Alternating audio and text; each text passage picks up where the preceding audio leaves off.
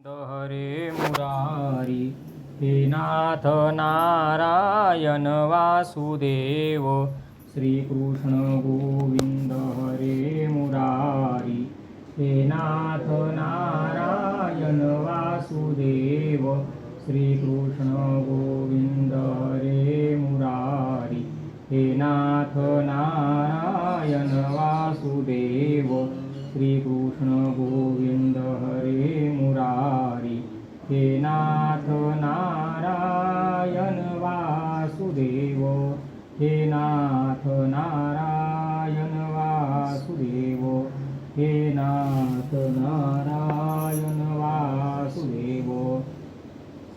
दिव्य श्री गरुड महापुराण की जय। मातृदेवो भव पितृदेवो भव आचार्य देवो भव अतिथि देवो भव। श्रीमन महागणाधिपते नमः वेदव्यासाय नमः पुराण पुरुषोत्तमाय नमः सरस्वत्यै नमः।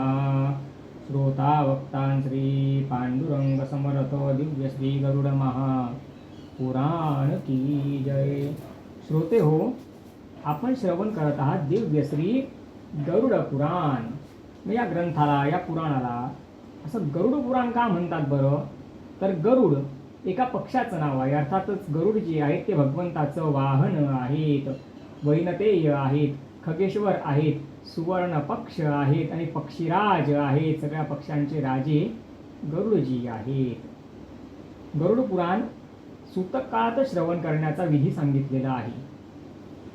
साधारणतः दुसऱ्या दिवसापासून ते 9व्या दिवसापर्यंत गरुड पुराण आपण श्रवण करायचं असतं। याचा अवधी कसा सांगितलेला आहे? कोणी 7 दिवस कथा करतो, कोणी 5 दिवस कथा करतं, कोणी 3 दिवस कथा करतं, काही वेळेस 2 दिवसामध्ये होतं आणि एखाद्या वेळेला वेळेचा अभाव असला, काही कारणाने काही समस्या असल्या, अडचणी असल्या आणि जर समोरच्या त्या यजमानांनी सांगितलं की गुरुजी आम्ही 3-4 तास बसण्याची आमची कॅपॅसिटी आहे, एकाच दिवसामध्ये आम्हाला पूर्ण गरुड पुराण श्रवण करायचं आहे, तर तसं सुद्धा गरुड पुराण श्रवण करता येत असतं।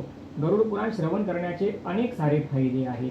सगळ्यात पहिले, ज्या व्यक्तीच्या निमित्त आपण गरुड पुराणाचं घरामध्ये पठण करत असतो, श्रवण करत असतो, गुरुजींच्या माध्यमातून गुरुजींना बोलवून त्यांच्या वाणीतनं आपण ते श्रवण करत असतो, त्यावेळेला त्या गेलेल्या जीवात्म्याला अपार आनंद होत असतो, त्याचं दुःख निरसन होत असतं आणि पितरेश्वरांची कृपा आपल्यावरती प्राप्त होत असते।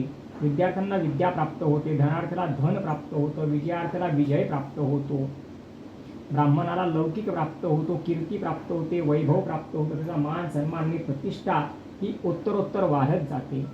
क्षत्रिय असेल त्याला विजय प्राप्त होतो, वैश्य म्हणजे व्यापारी असेल त्याच्या व्यापाराची वृद्धी होते आणि शूद्र हा ज्ञान संपन्न बनतो। भगवंताच्या भक्ती मार्गाला लागून तो शूद्र सुद्धा या गरुड पुराणाचं श्रवण करून मुक्त होऊन जातो। एवढंही गरुड पुराण भक्तांना फल देणारं आहे।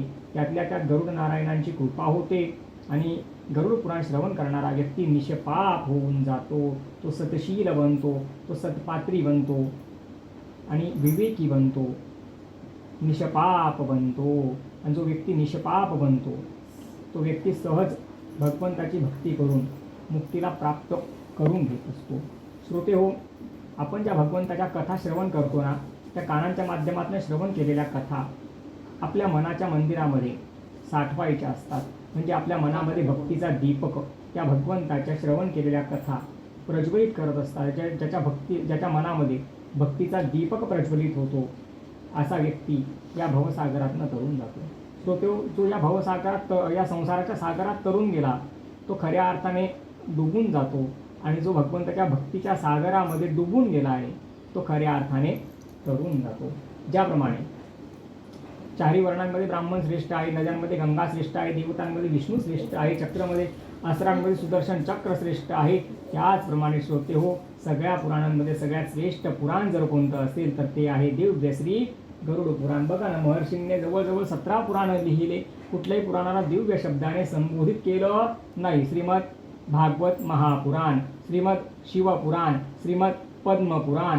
मग महर्षींनी दिव्य शब्दाने तिथे संबोधित का केलं नाही? तर महर्षींनी विचार केला की मृत्यूच्या उपरांत सगळं जे काही ज्ञान आहे ते एकाच पुराणामध्ये येतं, ते म्हणजे गरुड पुराणात। कारण भागवतामध्ये धुंदुकारी सांगितलेलं आहे, धुंदुकारीला प्रेत योनीतनं मुक्ती सांगितलेली आहे, तो प्रेत कसा बनला ते सगळं सांगितलेलं आहे। पण मृत्यूच्या उपरांत सगळंच्या सगळं जीवनाचं पुढचं जे काही विश्लेषण असतं ते महर्षींना तिथे करता आलं नाही. म्हणून महर्षींनी भागवताच्या नंतर अजून एक ग्रंथाची निर्मिती केली. त्याच ग्रंथाला त्यांनी नाव दिलं दिव्यश्री गरुड पुराण. कारण गरुडजींनी सगळे प्रश्न आपले स्वामी असलेले जे श्रीमन नारायण महाविष्णू आहेत त्यांना गरुडजींनी प्रश्न विचारले, त्यांचे उत्तर श्रीमन नारायणांनी दिले. म्हणून या पुराणाचं नाव दिलं गेलं गरुड पुराण. अर्थात भागवत विष्णू पुराण आहे आणि गरुड पुराण सुद्धा विष्णू पुराणच आहे, पण महर्षींनी त्याला भागवत नाव दिलं आणि याला गरुड पुराण नाव दिलं. एक प्रकारे असं समजा की भागवतामध्ये ज्या गोष्टी महर्षींना सांगण्याची इच्छा होती पण ते तिथे सांगणं शक्य होत नव्हतं किंवा तो विषय बदलून गेला असता किंवा ग्रंथाचा विस्तार झाला असता. कारण भागवताचे श्लोक किती आहे? 18,000 श्लोक आहेत आणि गरुड पुराणाचे मूळ ग्रंथाचे श्लोक जर आपण बघितले तर 19,700 आहे. मग तो ग्रंथ किती वाढला असता? म्हणून त्याच्यासाठी महर्षींना वेगळा ग्रंथ बनवावा लागला. तर ज्याप्रमाणे शास्त्रांमध्ये सुदर्शन शास्त्र श्रेष्ठ आहे त्याचप्रमाणे सगळ्या त्या पुराणांमध्ये गरुड पुराण हे सगळ्यात श्रेष्ठ आहे. गरुड नारायण जे आहेत यांची उत्पत्ती तुम्हाला सांगतो मी. तर दक्ष प्रजापती नावाचा जो राजा होता त्याला अनेक कन्या होत्या. त्यातल्या पुष्कळशा कन्या जवळजवळ 27 कन्या चंद्राला दिल्या. एक जी सती आहे माता पार्वती भगवान भोलेनाथांना दिली. तत्पश्चात 2 कन्या अजून उरल्या होत्या. त्यासाठी कश्यप ऋषींची निवड त्या ठिकाणी केलेली आहे. कश्यप ऋषींना दक्ष प्रजापतीने प्रार्थना केली आहे की स्वामी हे ऋषीवर माझ्या 2 मुली तुम्हाला मी याच्या अगोदर दिलेल्या आहेत. दिती पण तुम्हालाच दिली, अदिती पण तुम्हालाच दिली. आनंदाने सुखाचा संसार चालू आहे.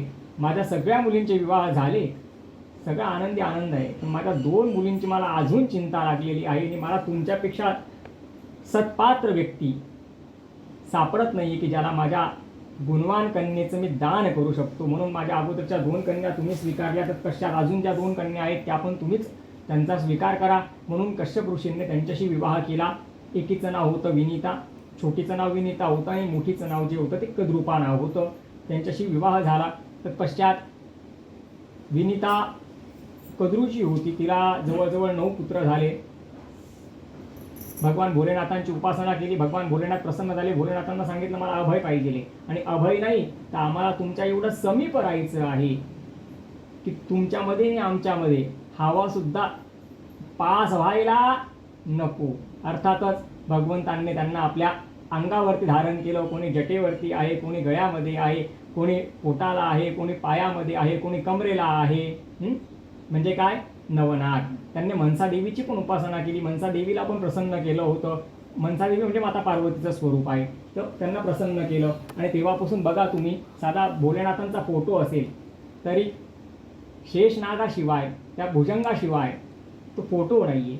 कुठलीही शिवलिंग असेल छोट्यातल्या छोट्या मंदिरात जा, नाहीतर 12 ज्योतिर्लिंगांपैकी कुठल्याही मंदिरात जा, त्या ठिकाणी तुम्हाला शिवलिंगावरती सर्प हा दिसणारच आहे. म्हणून म्हणतात हे मृत्युंजय पशुपती शंकर भुजंग भूषण तव शरण. म्हणून आमच्या भोलेनाथांना अजून एक नाव पडलं भुजंग भूषण. संपूर्ण भुजंगांचा त्यांनी स्वीकार केला. ज्याचं कोणी नाही ना त्याचे देवाधिदेव, ज्याचं कोणी नाही त्याचे महादेव. भगवान भोलेनाथांनी त्यांना आश्रय दिला, अभय वरदान प्रदान केलं. त्या नवनागांचे नावं तुम्हाला सांगतो मी. अनंतम वासुकी शेषम पद्मनाभंच कंबलम शंखपालम धृतराष्ट्रांच तक्षकन कालियन. तथा हे नवनाग जे आहेत ते भोलेनाथांकडेच चालले गेले. म्हणजे भोलेनाथांना कायमसाठी ते शरण चालले गेले. अभय वरदान मागून घेतलं. तत्पश्चात ही जी विनीता होती हिने एका बाळाला जन्म दिला, पण तिच्या चुकीमुळे ते बाळ मृत्यूला प्राप्त झालं. जाताना शाप दिला त्या बाळाने की तुला माझं सांगोपन करता आलं नाही, मला व्यवस्थित सांभाळता आलं नाही, छोट्याचं मोठं पण तुला करता आलं नाही, म्हणून तुला दास्यत्व पत्करावं लागेल. कोणाचं? जी लहान आहे कद्रूपा तिची तुला तर दासी बनून सेवा करावी लागेल. म्हणजे बहीण सवत बनली होती ना तिची, आता ही कोण बनणार? विनीता दासी बनणार. पण जाता जाता ते बाळ सांगून गेलं की दुसरं बाळ जे जन्माला येईल ना त्या बाळाला व्यवस्थित सांभाळ, त्या बाळाचं संगोपन चांगलं कर. ते बाळ भगवत भक्त जन्माला येणारे आणि त्या बाळाने आपला देह ठेवला त्या ठिकाणी. कालांतराने पुन्हा काही दिवस गेले आणि मग पुन्हा एकदा जे बाळ जन्माला आलं ते वैनतेय जन्माला आलं. एवढं तेजस्वी बाळ होतं की वैनतेयाय विद्महे सुवर्ण पक्षाय धीमहि तन्नो गरुड प्रचोदयात्. अर्थातच त्यांना आपल्यासारखे पाय आहेत, हात पण आहेत, पण चेहऱ्याचा भाग जो आहे त्याला चोच आहे, नाक डोळे वगैरे असं गरुडाचं स्वरूप असतं. त्याचप्रमाणे आहे, पंखसुद्धा आहेत आणि उडू पण शकतात आणि मनुष्यासारखं सगळे चालू फिरू शकतात, सगळ्या क्रियाकृत्या करू शकतात. अशा प्रकारे जसं नरसिंह अवतार भगवंतांनी घेतला होता तसाच वैनतेयाचा त्या ठिकाणी जन्म झालेला आहे. मग या वैनतेयाने काय केलं, भगवान महाविष्णूंची खूप सारी भक्ती केली आणि खूप सारी भक्ती करून जेव्हा भगवान विष्णू प्रसन्न झाले तेव्हा भगवान विष्णूंना सांगितलं की मला तुमच्या खूप समीप राहायचं आहे, मी तुम्हाला शरण आलेलो आहे, माझा परित्याग करू नका. तेव्हा श्रीमन नारायणांनी गरुडजींना सांगितलं की गरुडा, तू वैनतेय आहेस, तू सुवर्ण पक्ष आहेस, तू खगेश्वर आहेस, तू पक्षीराज आहेस, तुझ्यामध्ये अनेक गुण आहेत, अनेक गुण तुझ्यामध्ये आहे. तुझ्यातला एक गुण मला खूप प्रिय आहे, तो म्हणजे तुझी गती गरुडा. अरे वेळोवेळी मला माझ्या भक्तांच्या रक्षणासाठी धावावं लागतं, तिथे पटकन पोहोचावं लागतं. माझ्याकडे गतिशील वाहन असायला पाहिजे गरुडा, आणि तुझी गती खूप आहे. गरुडाची गती किती माहिती तुम्हाला? जेवढी हनुमानजींची गती आहे ना तेवढीच गरुड नारायणांची गती आहे, म्हणजे वेग आहे. मनासी टाकिले मागे गतीसी तुलना नसे. गरुडजींच्या गतीला तुलना नाहीये. म्हणून श्रीमन नारायणांनी त्यांचा स्वीकार केला आणि श्रीमन नारायणांचं वाहन म्हणजे अत्यंत जवळची व्यक्ती जर कोणी असेल तरी गरुड नारायण आहेत. गरुडजी जे आहे ते भगवंताचं हृदय आहे, भगवंताचा प्राण आहे, भगवंताचा श्वास आहे आणि सगळ्यात जवळचे आहेत तर ते गरुडजी आहे. तत्पश्चात गरुडजींनी अजून एक वरदान मागून घेतलं की माझ्या मातेला जो शाप लागलेला आहे दास्यत्वाचा, त्या शापातनं माझ्या मातेची मुक्तता व्हावी. भगवान श्रीमन नारायणांच्या कृपेने लवकरच ती माऊली विनीता जी आहे ती त्या दास्यत्वाच्या शापातनं मुक्त झाली आणि गरुडजी जी आहे ते भगवंताचं प्रिय वाहन बनले. एक दिवस दक्ष प्रजापती राजाने मोठा यज्ञ केला. यज्ञामध्ये सगळे देवी देवता गेले होते, भगवान भोलेनाथ त्या ठिकाणी गेले नव्हते. त्यामुळे माता पार्वतीने जो देहत्याग त्या ठिकाणी केला त्याच्या अनुषंगाने वीरभद्र त्या ठिकाणी पोहोचला होता आणि वीरभद्र जो आहे तो भयंकर प्रबल होता. त्याचा संहार करायला, प्रतिकार करायला तिथे कोणीही नव्हतं, ते कोणीही त्याच्या ताकदीचा सामना करू शकत नव्हतं. आणि अशा त्या वीरभद्राने जेवढे देव दैत्य यक्ष किन्नर गंधर्व त्याच्या हातामध्ये सापडले तेवढ्या सगळ्यांना शिक्षा केली आणि कठोर शिक्षा केली. पण काही देवी देवता जिकडे जागा मिळाली तिकडे आपल्या जीवाच्या भीतीला कंटाळून लपून बसलेले होते. गरुडजींनी पण लपण्यासाठी जागा बघितली तर त्या यज्ञाच्या ठिकाणी पूजाची मांडलेली होती. त्या पूजेच्या आजूबाजूला दोन मोठ्या मोठ्या घंटिका ठेवलेल्या होत्या. म्हणून गरुडजी त्या घंटिकेवरती जाऊन असे बसले की तो घंटिकेचा एक भागच वाटला पाहिजे. आणि वीरभद्राचा थोडा क्रोध शांत झाल्यावर वीरभद्राने सांगितलं की जे जिथे लपले असतील त्यांनी आता कायमसाठी तिथेच थांबा, तिथून बाहेर येऊ नका. तुम्ही तिथून बाहेर आले की मला पुन्हा क्रोध येईल आणि मला पुन्हा क्रोध आला तर माझं स्वतःवर नियंत्रण राहणार नाही. त्याच्यामुळे त्या गरुड नारायणांनी घंटिकेमध्ये निवास केला. म्हणून बघा तुम्ही, आपण घंटिकेचं निरीक्षण केलं तर घंटिकेवरती गरुडाचं चिन्ह असतं. म्हणून आपल्या घरामध्ये आपण गरुडाचं प्रतीक म्हणून तो घंटिका ठेवत असतो. सकाळ संध्याकाळ घंटानाद केल्याने घरातली नकारात्मकता सुद्धा निघून जात असते. तर श्रोतेहो, याच गरुडजींना अनेक प्रश्न पडले आणि तेच प्रश्न गरुडजींनी श्रीमन नारायणांना विचारले आणि महर्षींनी त्यांना ओवीबद्ध केलं. आता नियम असा असतो की ज अक्षरावरनं कुठल्याही ग्रंथाची सुरुवात करायची नसते.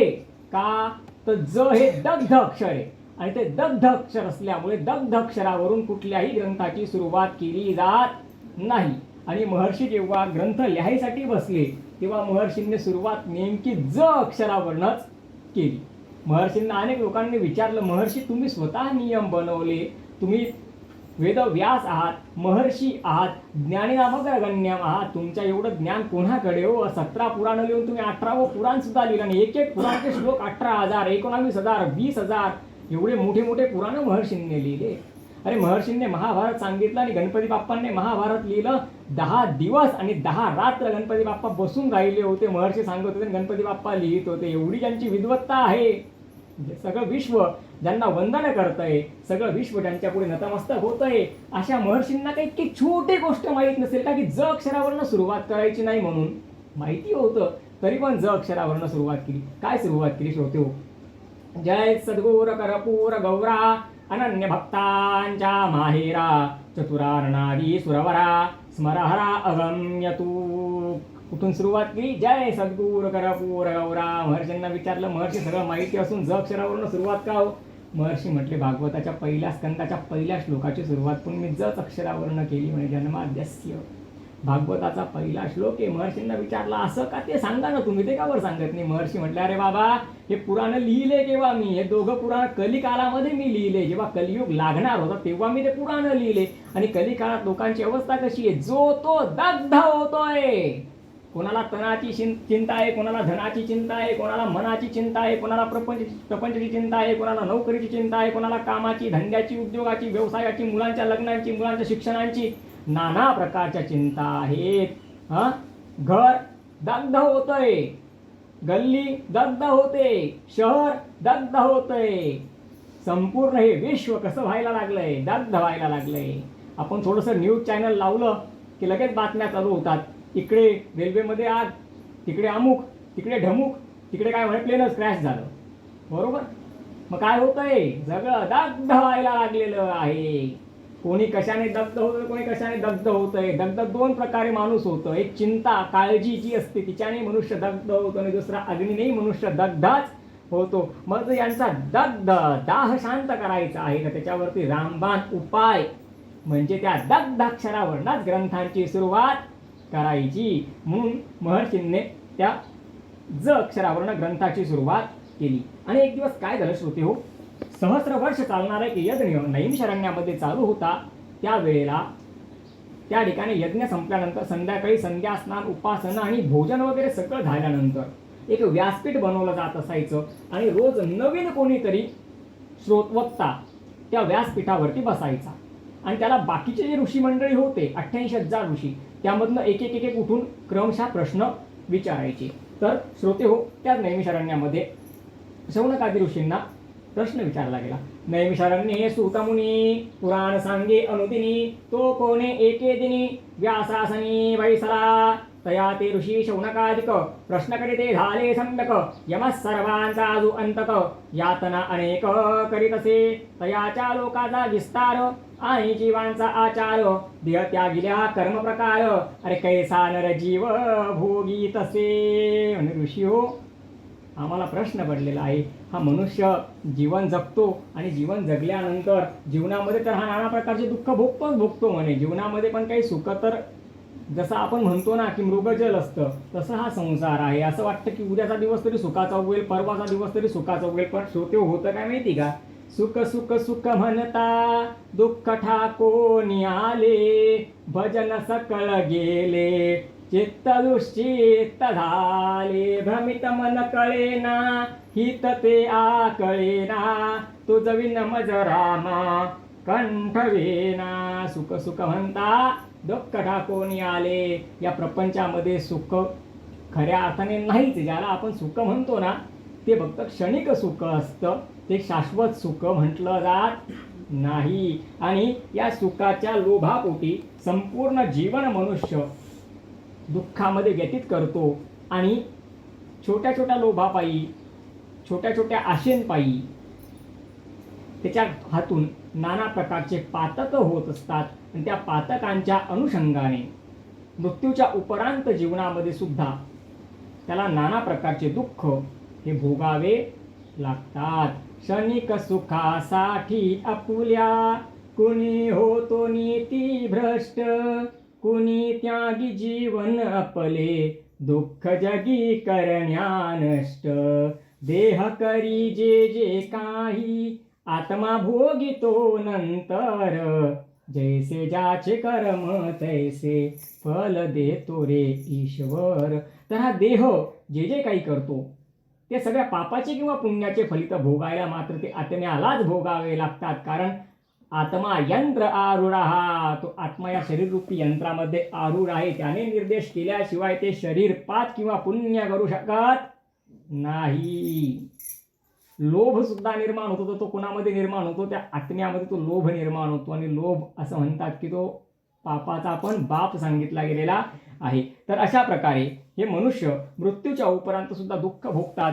तर त्या ठिकाणी शौनकादी ऋषी तेच विचारतायत की यांचं पुढे काय होतं, कसे दुःख वगैरे भोगतात, यांच्या दुःखातनं मुक्ती कशी होईल.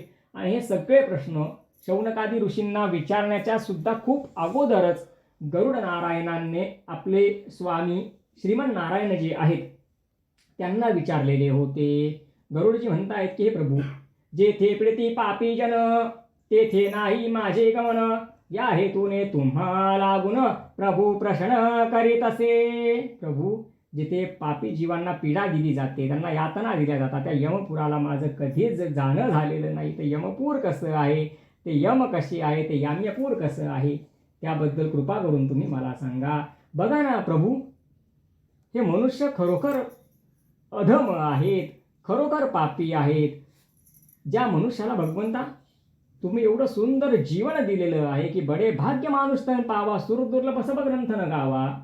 एवढं मोठं विश्व, एवढी मोठी 84 लाख एवढी तुम्ही तयार केली प्रभू, पण या मनुष्यांवर तुम्ही दया केली आणि यांना मनुष्य बनवलं. बरं, मनुष्यांमध्ये कसं बनवलं? सर्वोत्तम मनुष्य बनवलं की अविकल इंद्रिय आहेत, डोळ्यांनी दिसतंय, कानांनी ऐकू येतंय, पायांनी चालता येतंय, आणि तरी पण हे मनुष्य म्हणे वाचेने तुमचं नाव घेत नाही. यांच्या बुद्धीला, यांच्या मस्तकाला कधी तुमच्या नावाची प्रीती होत नाही. यांचं मस्तक तुमच्या चरणांवरती प्रभू कधी झुकत नाही. तुमच्या चरणांची यांच्या मस्तकाला प्रीती होत नाही. तुमच्या कथा ऐकायची प्रीती यांच्या कर्णांना होत नाही. तुमच्या नामावरती प्रेम यांच्या वाचेकडनं होत नाही. बघा ना मंडळी, संसार तीर्थासी जाता बहु कष्ट वाटे, विषयात राहोनी सौख्य वाटे, स्वहित माझे मजला कळेना, तुझ वीन रामा मज कंठ वेना. तीर्थाला जायचं म्हटलं तर कष्ट होतात, आणि तीर्थास जाता बहु कष्ट वाटे, विषयात राहोनी सौख्य वाटे, लक्ष्मी विलासी बहुसौख्य वाटे, श्रीराम ध्याता मणी कष्ट मोठे, प्रपंच वार्धा वतदा विटेना. दिवसभर संसाराच्या गप्पा करायला वीट येत नाही, पण 5 मिनिटं देवाचं नाव घ्यायचं म्हटलं की माणसाला 5 मिनिटामध्ये कंटाळा यायला लागतो. 5 मिनिटं काय, 1 मिनिटं 2 मिनिटं पण मनुष्याकडनं होत नाही. म्हणून गरुडजी म्हणतायत की हे प्रभू, हे लोक का दुःखाला प्राप्त होणार नाही, हे लोक का दुःखाला प्राप्त होणार नाही. जे भगवंताची भक्ती करतात, जे सदशील असतात, जे धर्मपूर्वक वागतात, जे नीतीने वागतात, असे लोक मात्र या दुःखाला कधीच प्राप्त होत नाही. याच ठिकाणी श्रीमन्नारायण, गरुडजी श्रीमन्नारायणांची प्रार्थना करतायत आणि म्हणतायत की हे प्रभू, हे भगवान मधुसूदन कृष्ण, हे भगवंता, तू एक महान वटवृक्ष आहेस. नाही नाही नाही भगवंता, तू महान वटवृक्ष नाही, तू कल्पवृक्ष आहेस. वेद तुझं खोड आहे, फांद्या तुझे पुराण आहेत, यज्ञ हे तुझे फुलं आहेत, आणि मोक्ष हे तुझं फल आहे. या ठिकाणी शौनकादी ऋषी या कल्पवृक्ष रूपी भगवंताची सुंदर अशी स्तुती करत आहेत. वेद तरुंचे मधुर फल, स्वादुरसेचे सोजवळ, आत्मा राम मुनी सकल, सेऊनी झाले जन सुफल, पहा पर्वणी आली अवनी ही अगहरणी, भवजल तरणी ती पतिता, आरती करू तुझ भगवंता. असं म्हणून त्या कल्पवृक्ष रूपी भगवंताची आरती त्यांनी केलेली आहे. श्रोते हो, भागवत म्हणजे काय माहिती का? भगवंताशी जोडली जाणारी किंवा भगवंतापर्यंत जोडणारी प्रत्येक गोष्ट भागवत आहे. मध्ये मंदिराजवळचा नारळ विकणारा असेल, देवासाठी फुलांचा हार विकणारा असेल, मंदिरातले पुजारी असतील, मंदिरातला घंटा असेल, जी जी वस्तू भगवंताशी जोडली गेलेली आहे किंवा आपल्याला भगवंताशी ती जोडण्याचं माध्यम बनते आहे, ते सगळे परम भागवत आहेत. म्हणून भगवंताच्या भक्तांना सुद्धा परम वैष्णव, परम भागवत म्हटलं गेलेलं आहे.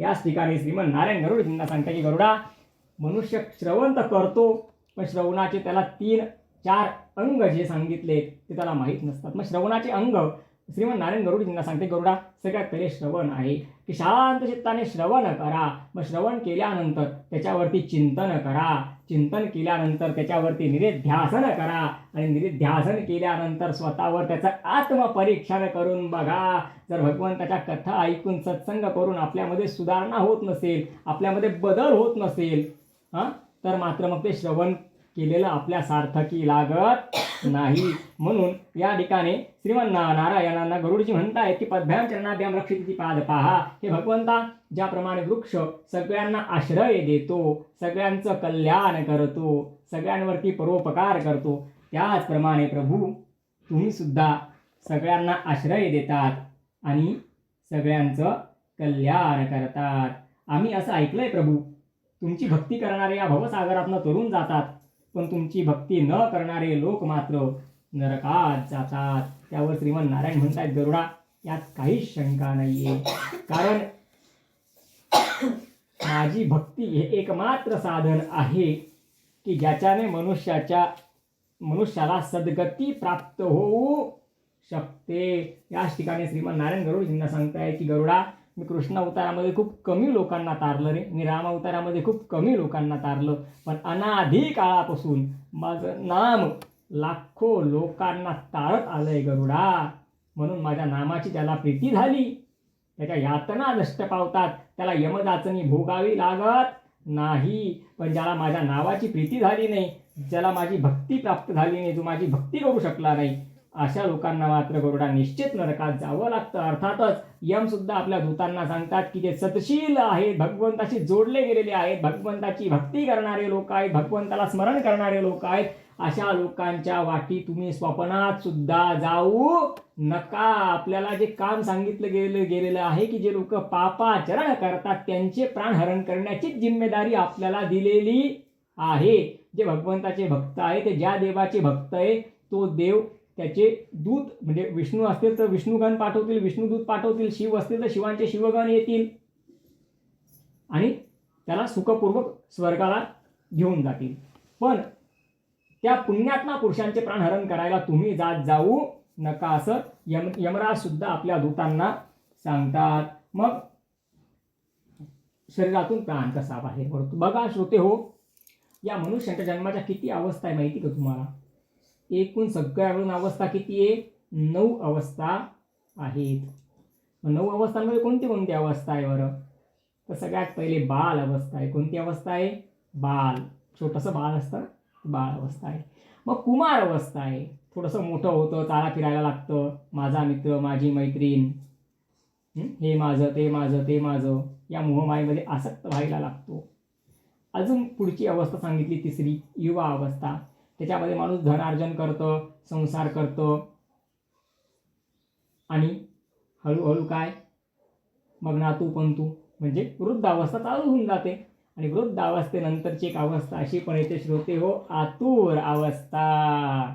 अंथरुणावरती पडल्यानंतर स्वतःची स्वतः करवट सुद्धा बदलता येत नाही, काही बोलण्याची शक्ती राहत नाही, आहार कमी होऊन जातो, ऐकायला कमी यायला लागतं, शरीर शिथिल व्हायला लागतं, हळूहळू करून मृत्यू समीप यायला लागतो. कारण आतुरकालीन या 5व्या अवस्थेच्या नंतरची अवस्था जी आहे तिलाच म्हणतात मृत्यू. आणि एकदा का या शरीरातनं प्राण निघून गेले की बघा हे शरीर निंदनीय, घृणास्पद आणि अस्पृश्य वाटायला लागतं श्रोते हो. तत्पश्चात पुढच्या 3 अवस्था सांगायचं म्हटलं तर सगळ्यात पहिली अवस्था आहे मृत्यूनंतरची पहिली अवस्था आहे ती म्हणजे विष्ठा. असं का म्हटलं गेलं तर त्या शरीरातनं जर जास्त वेळ होऊन गेला तर दुर्गंधी यायला लागते. त्याच्यानंतर त्याच्या पुढची अवस्था सांगितलेली आहे कुर्मी. कुर्मी म्हणजे काय, जसं शरीरातनं प्राण गेला शरीर थंड पडायला लागतं. शरीर थंड पडायला लागलं की आतमध्ये जे सूक्ष्म जीवाणू असतात त्यांचं ते वारुळ बनून जातं. मुंग्यांचं वारुळ असतं ना, तसं हे शरीर त्या कीटकांचं वारुळ बनून जातं. मग ते आतून या बॉडीला डिकम्पोज म्हणजे आतूनच ते आतल्याच बॉडीला काय करतात, शरीराला काय करतात, कुरतडून खायला लागतात. आणि तिसरी अवस्था सांगितली श्रोते होती म्हणजे भस्म. काय होतं? भस्म. सगळी राख होऊन जाते, भस्म होऊन जातं. अक्षरशः माणसाचं जे शेवटचं अस्तित्व उरलेलं असतं ते सुद्धा अस्तित्वामध्ये विलीन होऊन जातं. आणि जेवढी राख निघते ना तेवढी राख भोलेनाथ आपल्या अंगाला फासून घेतात. म्हणजे ते पण आपल्याला हेच सांगतात की बाबा रे, या शरीराचा एवढा अभिमान करू नको, एवढा गर्व करू नको. हे मातीचं शरीर आहे, मातीमध्येच एक दिवस विलीन होऊन जाणारे. ते एक भजन नाही का, मिट्टी के पुतले तुझे कितना गुमान है, मिट्टी के पुतले तुझे कितना गुमान है, तेरी औकात क्या तेरी क्या शान है, अरे माती के पुतले तुझे कितना गुमान है. श्रोते हो, पाण्यावरच्या बुडबुड्यापेक्षा जास्त नाजूक काही असतं का? नाही ना. मग पाण्यावरच्या बुडबुड्यापेक्षा नाजूक जर काही असेल तर मनुष्याचं जीवन झालेलं आहे. करोडो लोक रोज जन्माला येत आहेत. या सृष्टीमध्ये, या जगामध्ये करोडो लोक रोज मृत्यूला सुद्धा प्राप्त होत आहेत. आवागमन लगी दुनिया में, जगत है रेस्टोरेंट रे प्यारे, जगत है रेस्टोरेंट.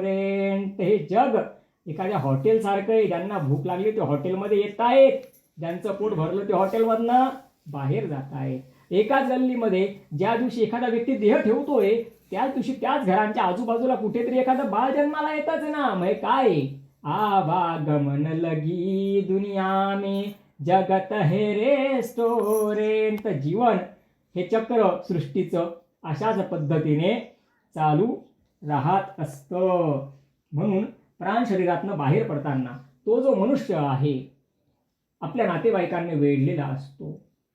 आजार उत्पन्न होतात कारण शरीर जी त्याची ऊर्जा असते ती जवळजवळ समाप्तीच्या मार्गावरती असते आणि प्राणांताच्या समयामध्ये कफ, वात, पित्त याच्याने त्या शरीरातल्या नसा आहे ज्याला आपण नाडी म्हणतो त्या हळूहळू करून बंद व्हायला लागतात. घशातनं घुरघुर घुरघुर आवाज यायला लागतो. श्वास घ्यायला सुद्धा त्रास व्हायला लागतो. आणि श्रोतेहो, श्रीमान नारायण गरुडजींना सांगताय, गरुडा जन्माला येणं पण सोपं नाहीये बरं गरुडा, आणि मृत्यूला प्राप्त होणं सुद्धा सोपं नाही आहे. जेवढ्या यातना मृत्यूच्या समयात होतात तेवढ्याच यातना गर्भस्थ शिशूला गर्भातनं बाहेर येताना होत असतात. बहु हिमपुटी होई जे मायपोटी, नको रे मना यातना तेची मोठी, निरोधे पचे कोंडले गर्भवासी, अधोमुख रे दुःख त्या बालकासी.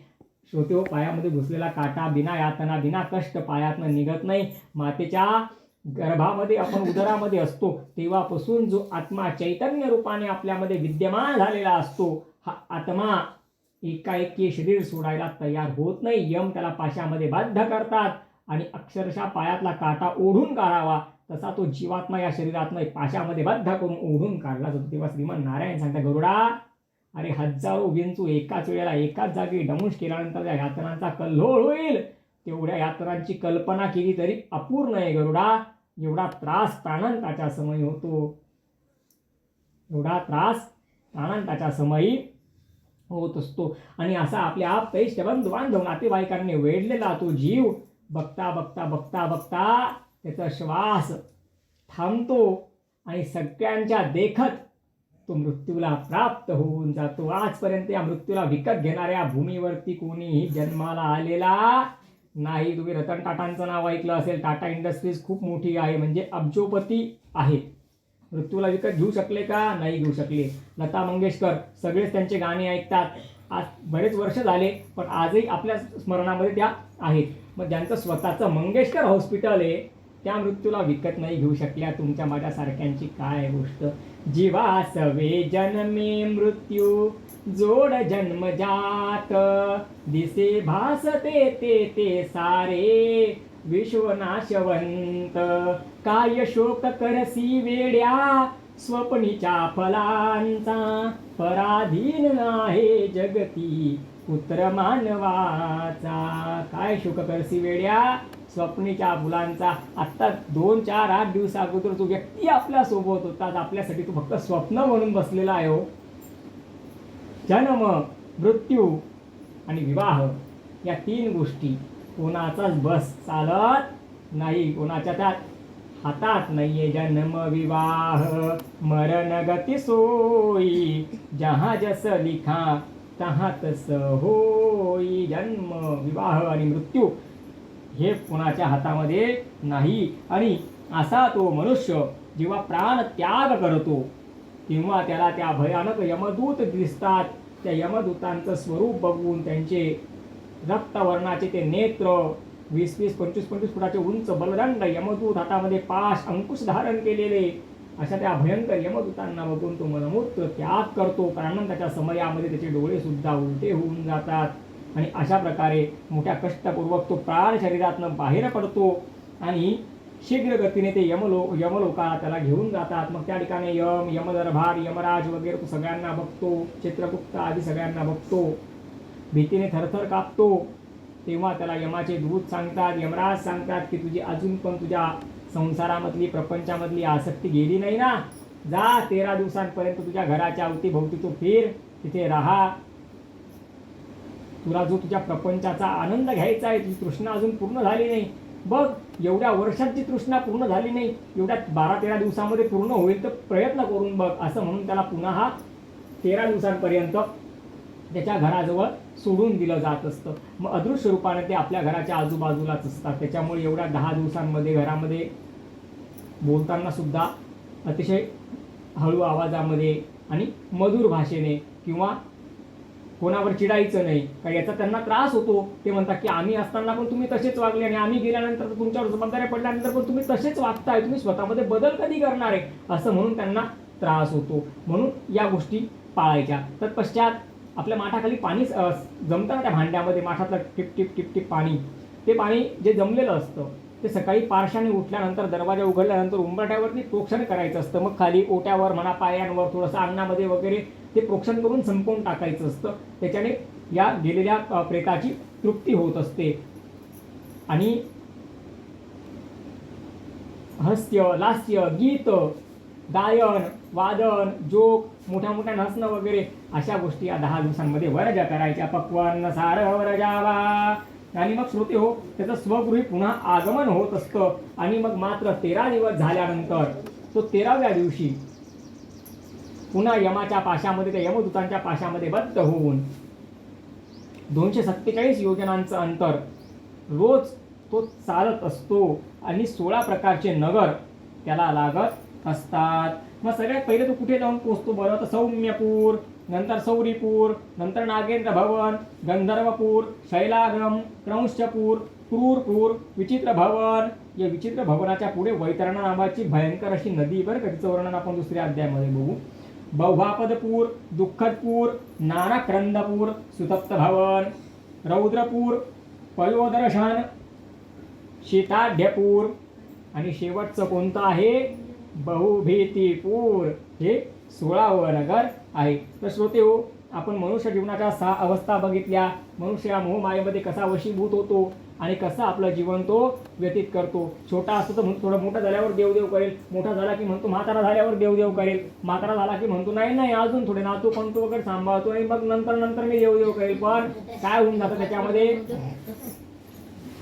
बाल्य वेचिले खेळण्यामध्ये, बाल्य वेचिले खेळण्यामध्ये, तुझन पूजिले यौवनी कधी, वार्धकी तनू होई जर्जरा, धाव पावरे देवा त्र्यंबकेश्वरा.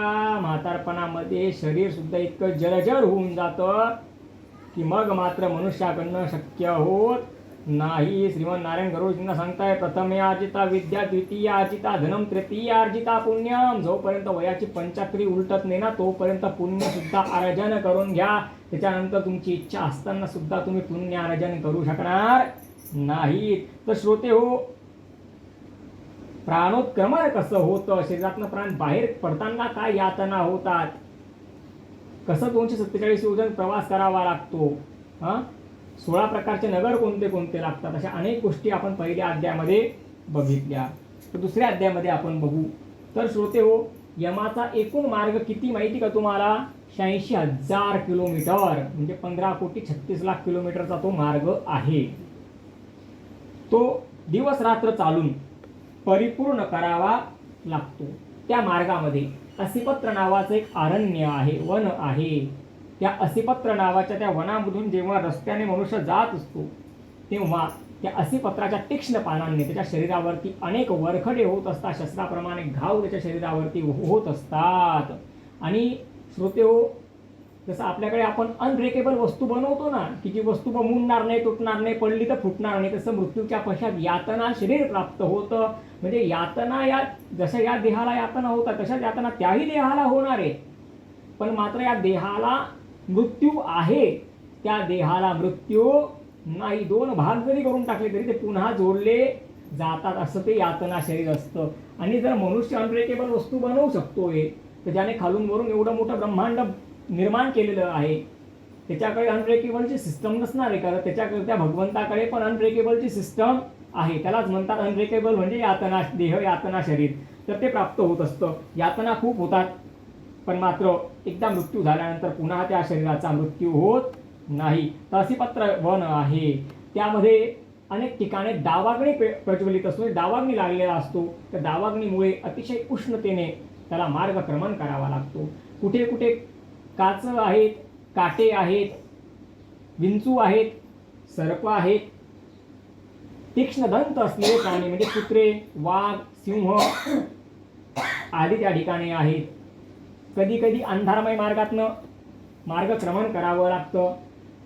कधी कधी रक्त, मांस या सगळ्यांनी भरलेल्या काही विहिरी त्या ठिकाणी आहेत, म्हणजे खोल खड्डे आहेत. त्याच्यात तो जीवात्मा करत असतो, तिथून कसा तरी बाहेर येत असतो, पुन्हा मार्गक्रमण करत असतो. खूप साऱ्या मोठ्या मोठ्या दऱ्या पण आहेत, त्याही पार कराव्या लागतात. काही ठिकाणी मोठे मोठे पर्वत आहेत, त्या पर्वतांना पार करून पलीकडे जायचं असतं. यमाचे दूत पर्वताच्या शिखरापर्यंत तर कसं तरी करून त्यांना घेऊन जातात, पण त्या पर्वताच्या शिखरावर गेल्यानंतर म्हणतात की इथनं पुढे यांना ढकलून द्यायचं खाली, आणि आपण खाली उतरल्यानंतर पुन्हा त्यांना आपल्या हातामध्ये पाश पकडायचं आणि पुन्हा त्यांना पुढचा मार्ग घेऊन जायचं. म्हणजे आपल्याकडे एखादं ओझं आहे आणि आपण पर्वतावर ते ओझं घेऊन गेलोय, आता पर्वत उतरायचा म्हणून आपण काय म्हणतो, खाली गेल्यावर त्याला उचलून का इथून त्याला फेकून दे खाली. अशा पद्धतीने श्रीमन नारायण गरुडजींना सांगताय, गरुडा आरोप्यते शिलाशैले यतनेन महता यता पातिक्षणेनाथ तथात्मा गुणदोषे. अरे ज्याप्रमाणे पर्वताच्या शिखरावरती असलेल्या एखाद्या दगडाला सहज आपण लाथ मारून त्याला खाली पाडून टाकावं, तसे हे निर्दयीपणे ते यमाचे दूत फेकून देतात म्हणे. कारण माहिती आहे तो पडला तरी मरणार तर नाहीच आहे ना, फक्त यातना होणार आहे. मग तिथून पुढे त्याला पुन्हा घेऊन जायचं. तर अशा प्रकारे श्रोते हो, त्या यमाचा जो मार्ग आहे तो अत्यंत दुष्कर आहे, अत्यंत कठीण आहे. त्या ठिकाणी जीवात्मा पश्चाताप करत असतो. यमाच्या मार्गावर चालताना काय पश्चाताप करतो? अगोदर पुरुषात्मा काय पश्चाताप करतो ते आपण बघू.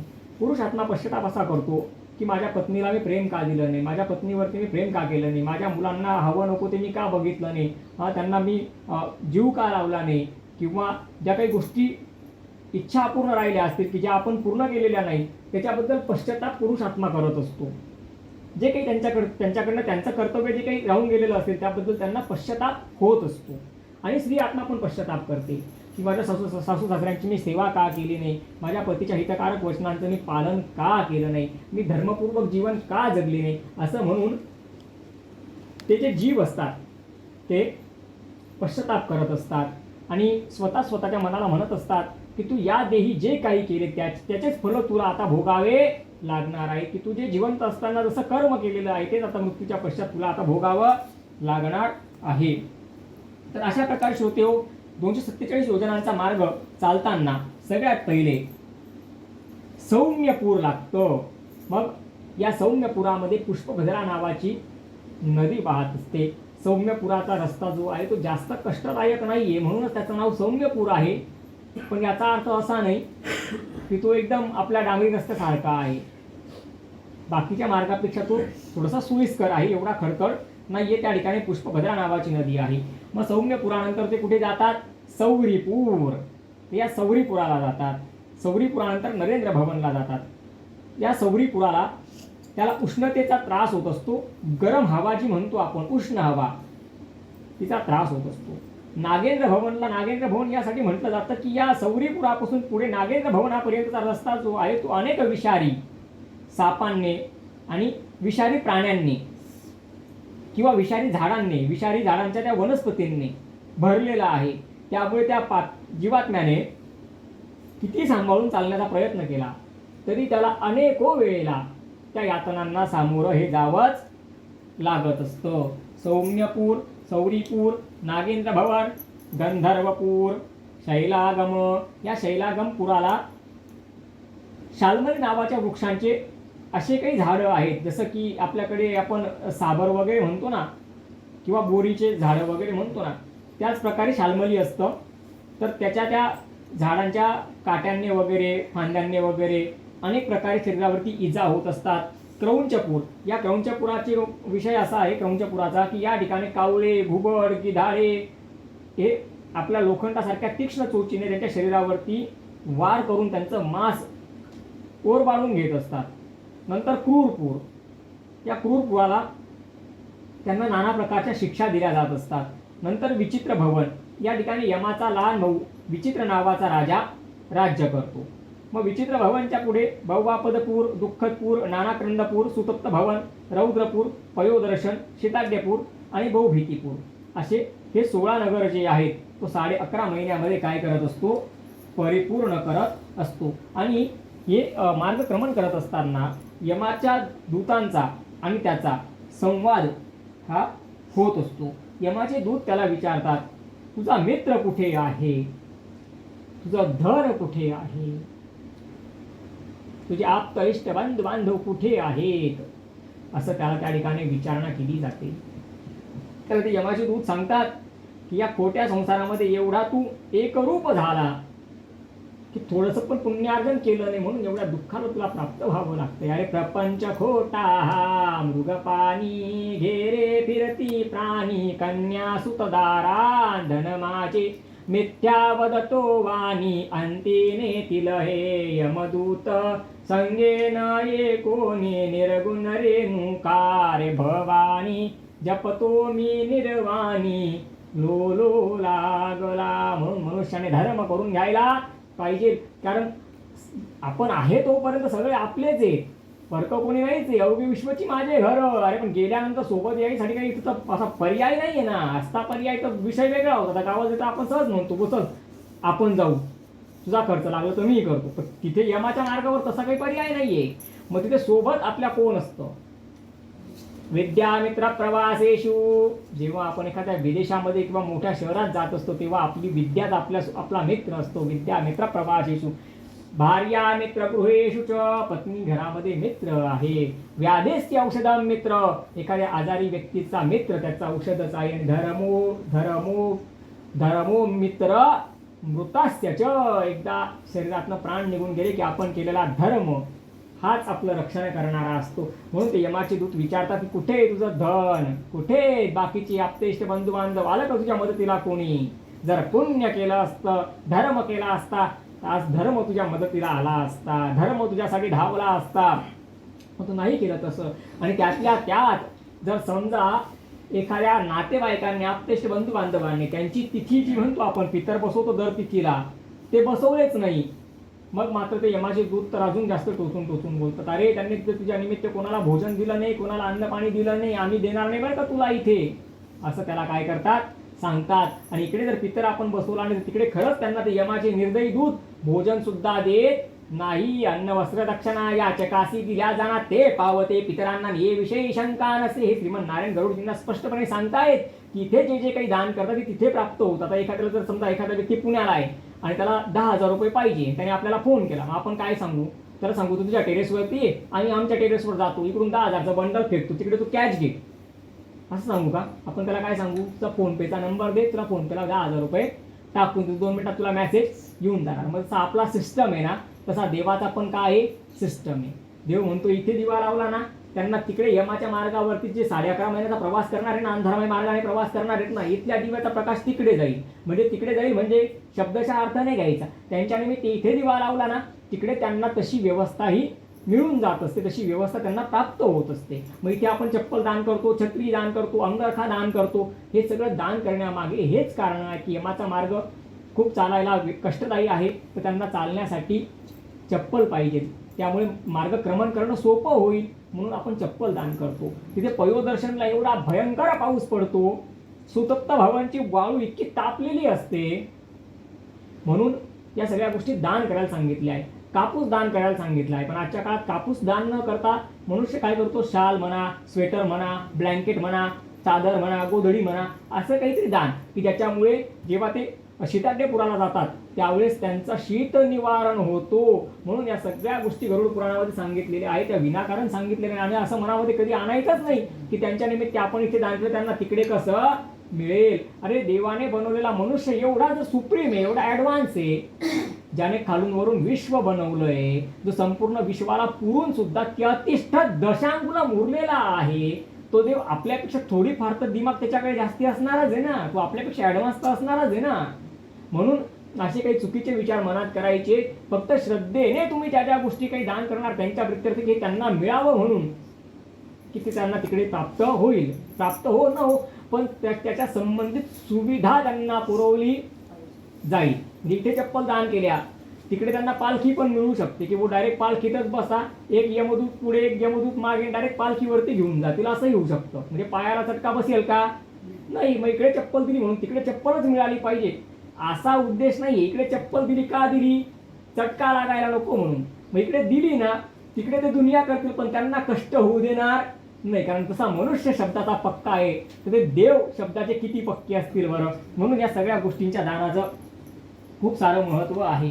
तर अशा प्रकारे ते यमाचे दूत म्हणतात की कुठे तुझं धन, कुठे तुझा पुत्र, म्हणून मनुष्याने धर्म करून घ्यायला पाहिजे. याच ठिकाणी विचित्र भवनच्या पुढे गेल्यानंतर एक मोठा मनमोहक असा वटवृक्ष आहे आणि त्या विचित्र भवनच्या पुढे त्या वटवृक्षाला लागूनच वैतरणा नावाची नदी आहे, जी हजारो योजन लांब आहे आणि 100 योजनांपर्यंतची रुंद आहे. आणि नदी सामान्य पाण्याची नदी नाहीये बरं का, हिच्यामध्ये रक्त आहे, शोणित आहे, पू आहे, त्याच्यानंतर विष्ठा आदी अशी दुर्गंधीयुक्त ती नदी आहे. त्या नदीचे काठ जे आहेत ते हाडांच्या सापळ्यांनी बनलेले आहेत.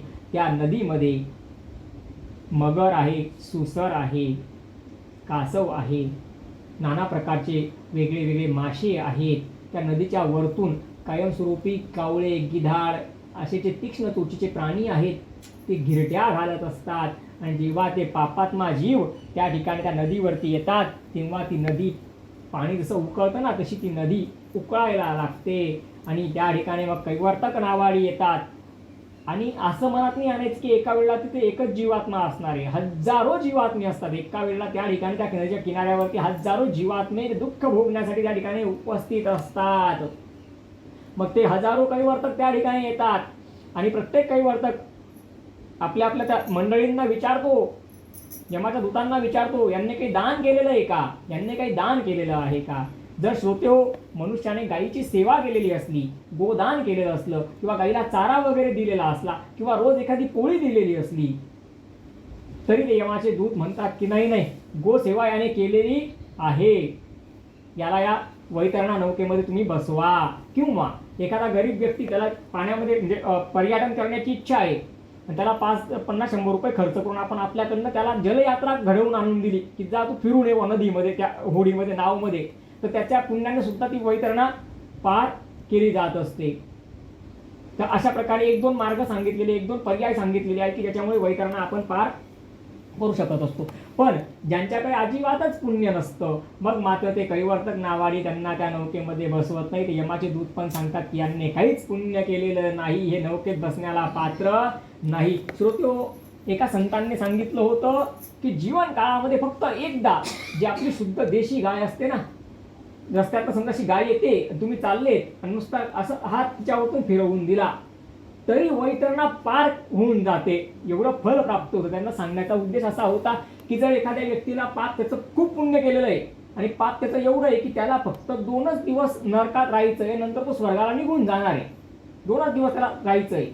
पण जर त्याला त्या वैतरणा नदीमध्ये बुडून जावं लागलं तर ती नदी पार करता करता 2 महिने उलटून जातील म्हणे. तर तो 2 दिवस तिथे राहायच्या अगोदर त्याने 2 महिने इकडे काय भोगलंय म्हणे.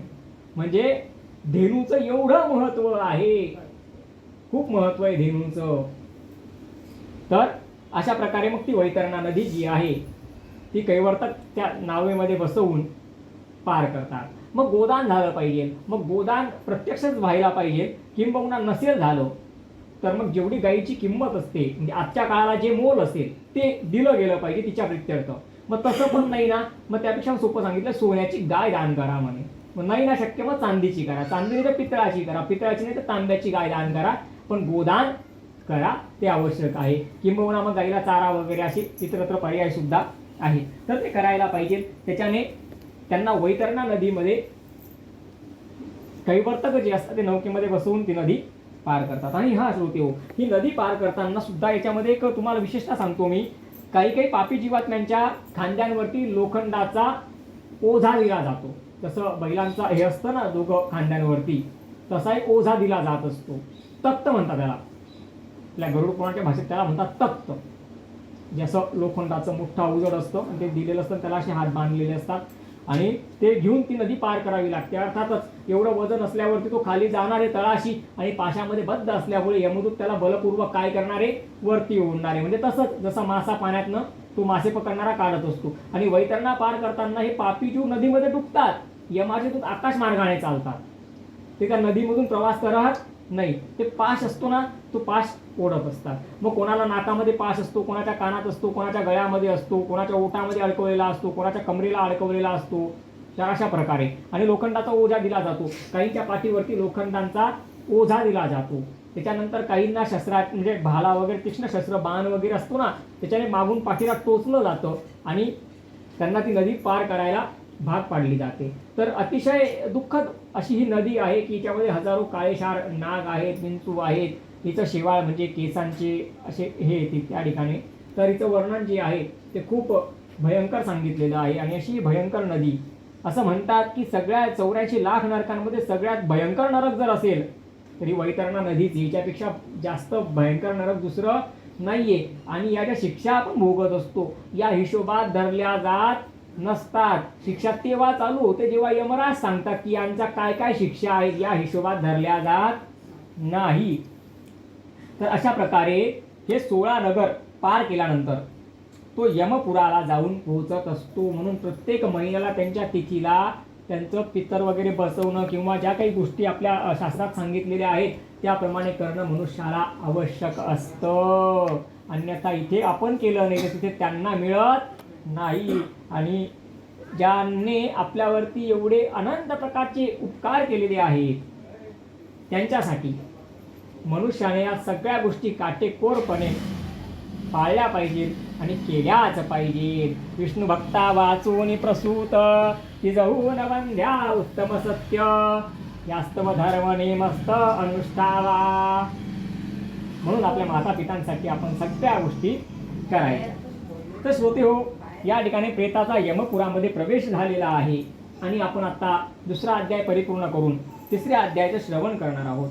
तर 44 योजनांचा विस्तार असलेला मोठा हा यमाचा दरबार आहे. यम दरबारामध्ये यम, यमदूत, चित्रगुप्त आदी हे सगळे यमासारखेच भयंकर आहेत. त्या ठिकाणी मूर्ख असो वा विद्वान असो, ज्ञानी असो वा अज्ञानी असो, बलवान असो वा दुर्बल असो, पक्षपात होत नाही कधीच आणि कोणावरच अन्याय होत नाही. जगातली सगळ्यात मोठी न्याय व्यवस्था जी आहे की जिथे कुठल्याच प्रकारची रिश्वत सुद्धा चालू शकत नाही, अशी ती न्याय व्यवस्था आहे ती या यमराजांची आहे. चित्रगुप्त, यमदेव, द्वारपाल हे सगळे यमदेवांप्रमाणे यमराजांप्रमाणेच भयंकर आहेत. आणि श्रोते हो, यमदूत जे असतात ना त्या लाखो यमदूतांच्या वरती एक पार्षद असतो, लाखो पार्षदांच्या वरती एक महापार्षद असतो. आणि त्या लाखो महापार्षदांच्या वरती यमराज असतात. अर्थातच आपल्यासारख्या सर्वसामान्य मनुष्यांना नेण्यासाठी यमराज कधीच येत नाही. कोणी फार मोठा धर्मात्मा पुण्यात्मा मेला की त्याने खूप जीवनामध्ये पुण्य केलेलं आहे, सगळं जीवन भगवंताला समर्पित करून दिले, त्याला घेण्यासाठीच यमराज स्वतः येत असतात. बाकी त्यांच्याकडे असलेल्या यमदूतांची आणि पार्षदांची आणि पार्षदांची म्हणजे महापार्षदांची संख्येचा विचार केला तर ती खूप मोठी आहे. त्यामुळे ते जे यमाचे दूत असतात तेच मनुष्याला घ्यायसाठी येत असतात आणि यमाचे सगळे दूत यमासारखेच भयंकर आहेत. तर या ठिकाणी हे जे पापी जीव असतात हे यमाच्या त्या द्वारावरती आल्यानंतर त्यांचं क्रंदन, त्यांचं रडणं, त्यांचा विलाप ऐकून द्वारपाल, धर्मध्वज नावाचे द्वारपाल, चंडक, प्रचंडक नावाचे द्वारपाल काय करतात, धर्मराजाला जाऊन सांगतात, चित्रगुप्ताला जाऊन सांगतात, चित्रगुप्त धर्मराजाला जाऊन सांगतात. धर्मराज पुढची माहिती श्रवण आणि श्रावणी यांना विचारतात. म्हणजे श्रवण आणि श्रावणी या कोण आहे? ते ब्रह्मदेवाचे जे पुत्र आहे श्रवणदेव, त्यांच्याच पत्न्याचे आहे, त्यांना श्रावणीया म्हटलं जातं. तर मग हे काय करतात? तर श्रवणदेव पुरुषांच्या सगळ्या क्रियाकर्मांवरती लक्ष ठेवतात, श्रावणीया स्त्रियांच्या सगळ्या क्रियाकर्मांवरती लक्ष ठेवतात. यांना दिव्य शक्ती प्राप्त आहे की हे खूप लांबचं बघू शकतात, खूप लांबचं ऐकू शकतात. अर्थात मनुष्य किंवा स्त्री किंवा पुरुषांनी केलेल्या सगळ्या पाप पुण्यांची गणना हे तात्काळ करू शकतात. ही शक्ती त्यांना ईश्वराने भगवंताने दिलेली आहे. मग ज्या वेळेला ते चित्रगुप्तादी श्रवण श्रावणीया हे सगळं त्या यमदेवांना सांगतात, त्यावेळेला यमदूत यमराजांच्या आज्ञेने चंडक आणि प्रचंडक हे दोन बलवान बलाढ्य असे यमदूत त्यांना अंकुशामध्ये बद्ध करतात आणि सांगितल्याप्रमाणे नरक लोकाला त्यांना घेऊन जात असतात. आणि श्रोतेहो, त्या ठिकाणी सुद्धा हे जीव एकमेकांना ओळखतात आणि म्हणतात, तू माझी संपत्ती हडप केली, तू माझी संपत्ती हडप केली, तू माझं धन हडप केलं, तू माझं धन हडप केलं. अशा प्रकारे इथेच मनुष्य भांडत नाही, तर तिथे एवढ्या यातना भोगताना पण त्यांना हेच आठवतं की तू माझे पैसे बाकी ठेवले आणि तू माझी संपत्ती हडप केली आणि माझी वाटी तुझ्याकडे गेली, तू माझी वाटीच मला म्हणे परत दिली नाही. मग ते यमाचे दूत विचारतात, काय रे तू खरंच? जाऊ दे, एक छोटीशी तुम्हाला गोष्ट सांगतो, काय 5 मिनिटं कथा लांबेल तर काही होत नाही. एक चर्मकार होता आणि शेठजी होते. शेठजींची चप्पल थोडीशी खराब झाली म्हणून ते चर्मकाराकडे गेले आणि चर्मकाराकडे गेले, त्याला म्हणे चप्पल नीट करून दे. चप्पल नीट करून दिली. तो म्हणे 5 रुपये झाले. शेठजी म्हणे, अरे आपण एकाच गावातले, तू असं कर 3 रुपये घे, 2 रुपये मला सूट दे. त्याने 3 रुपये घेतले, 2 रुपये बाकी ठेवले. कालांतराने तो वारला. तो वारल्याच्या काही दिवसांनंतर शेठजी पण वारले. शेठजींना यमदूत वगैरे घेऊन गेले. त्या चर्मकाराने बघितलं, अरे तर शेठजी आहेत. तो तिथून ओरडला, तू माझे पैसे बुडवले, तू माझे पैसे बुडवले. यमदूतांनी लगेच खरं खोटं केलं. तिथे यमराज आले. ते म्हटले, काय रे? म्हणे, काही नाही म्हणे महाराज, मी चप्पल नीट केली होती म्हणे, माझे तो 5 रुपये बोलला, मी त्याला 3 रुपये दिले. तो म्हणे, मी 2 रात्र 2 दिवस झोपलो नाही म्हणे, माझ्या कष्टाचे 2 रुपये याने दिले नाही म्हणे. लगेच सांगितलं, तप्त शस्त्र करून यांचा शरीराचा एक अवयव काढा, तो याला द्या, म्हणजे यांचा देण्या घेण्याचा व्यवहार परिपूर्ण होईल. म्हणून हत्यारुण आणि वैर कधीच कोणाला चुकत नाही. तर हे तिथे सुद्धा भांडणं करतात म्हणे गरुडा. आणि हे सगळं झाल्यानंतर इथली सगळी त्यांची जी काही न्याय व्यवस्था आहे ते सगळं झाल्यानंतर, शिक्षेचा निर्णय झाल्यानंतर, त्यांना कुठल्या कुठल्या नरकात किती किती वर्ष ठेवायचं आहे हे सगळं झाल्यानंतर मग मात्र त्या नरक लोकाच्या जवळ एक शाल्मली नावाचा खूप मोठा वृक्ष आहे. त्यांना हजारो पापी जीवात्म्यांना तिथे उलटं लटकवलं जातं आणि यथोचित त्यांचा छळ ते यमाचे दूत करतात. म्हणजे खूप सारी मारहाण त्या ठिकाणी करतात. ते पापी जीव म्हणतात की आम्ही काहीच पाप केलं नाही, आम्ही काहीच पाप केलं नाही. ते यमाचे दूत म्हणतात, आम्ही तुम्हाला तुमचं पाप कुठे विचारतोय, तुमच्या पापाचा हिशोब तर यमराज बघतात, आम्ही तुमच्या पापाचा हिशोब बघतच नाही. आम्ही तुम्हाला यासाठी शिक्षा करतोय की तुम्ही भगवंताची भक्ती का केली नाही. तुम्हाला शिक्षा करण्याचा आमचा उद्देश फक्त एकच आहे की तुम्ही भगवंताची भक्ती का केली नाही. भगवान महाविष्णू हे देवांचे सुद्धा देव आहेत. ते गुन्हेगारांना कधी क्षमा करत नाही. ते तुमच्यासारख्या भगवंताची भक्ती न करणाऱ्या अधम लोकांना कधी क्षमा करत नाही. आणि त्यांच्या आज्ञेवरनं, त्यांच्या सांगण्यावरनंच आम्ही तुम्हाला या यातना देतोय. तुमच्या शिक्षेचं कारण तुम्ही आहात, तुमच्या यातनांचं कारण तुम्ही आहात, तुमच्या यातनांचं कारण आम्ही नाही. असं म्हणून त्या ठिकाणी खूप सारी मारहाण केल्यानंतर ज्यावेळेस ते पाणी मागतात आणि खूप पाणी करून त्या यमाच्या दूतांना त्रास देतात, त्यावेळेस तिथे कुठेही पाणी उपलब्ध नसल्यामुळे ते यमाचे दूत उकळतं तेल त्यांच्या मुखामध्ये काय करतात, सरळ ओतून देतात की तू पाणी करून आम्हाला त्रास देऊ नको. इथे यमाच्या मार्गावर कुठेच पाणी नाही. चल, तुला आम्ही अंधत आमिष नरकात घेऊन जातो, तिथे तुला 5 वर्ष शिक्षा आहे. चल, तुला कुंभीभाग नरकात घेऊन जातो, तुला तिथे 7 वर्ष शिक्षा आहे. आणि श्रोतेहो, कर्मांचा क्षय करोडो कल्पांपर्यंत चालतो. म्हणून छोटे छोटे कर्म करताना सुद्धा मनुष्यांनी खूप काळजीपूर्वक असायला पाहिजे आणि भगवंताच्या नामाचा आणि भक्तीचा आश्रय तर घ्यायलाच पाहिजे. कारण कायिक, वाचिक, मानसिक नाना प्रकारचे पातक मनुष्याकडनं होत असतात.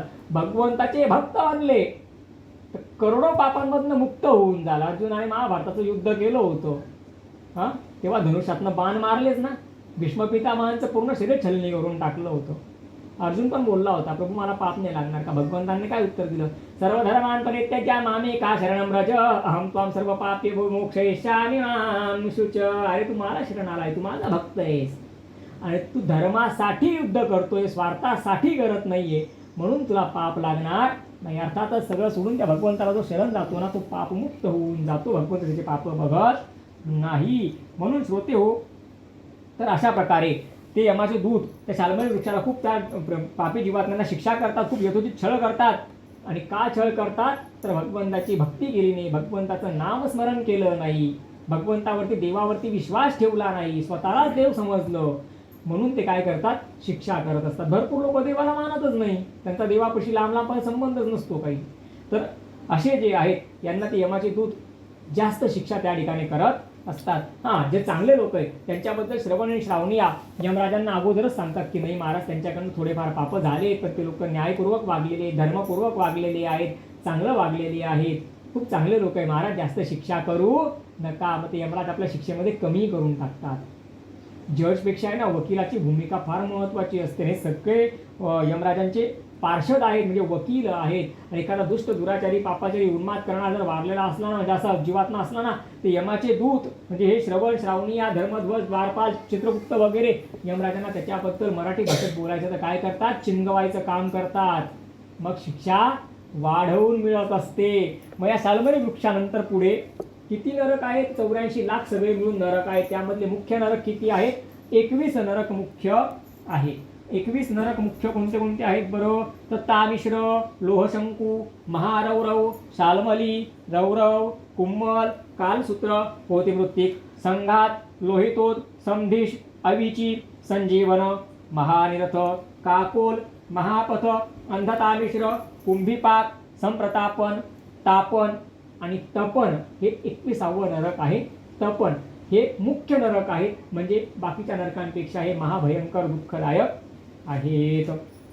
तर श्रोते हो, अशा प्रकारे 3ऱ्या अध्यायामध्ये आपण धर्मराजांच्या दरबाराची न्याय प्रक्रिया पूर्ण समजून घेतली आहे.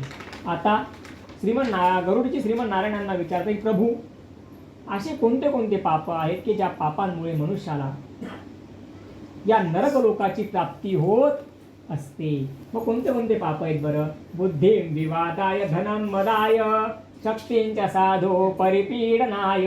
बुद्धी आहे भानगड करायलाच बुद्धी वापरायची म्हणे. बुद्धी आहे तर कशाला वापरायची?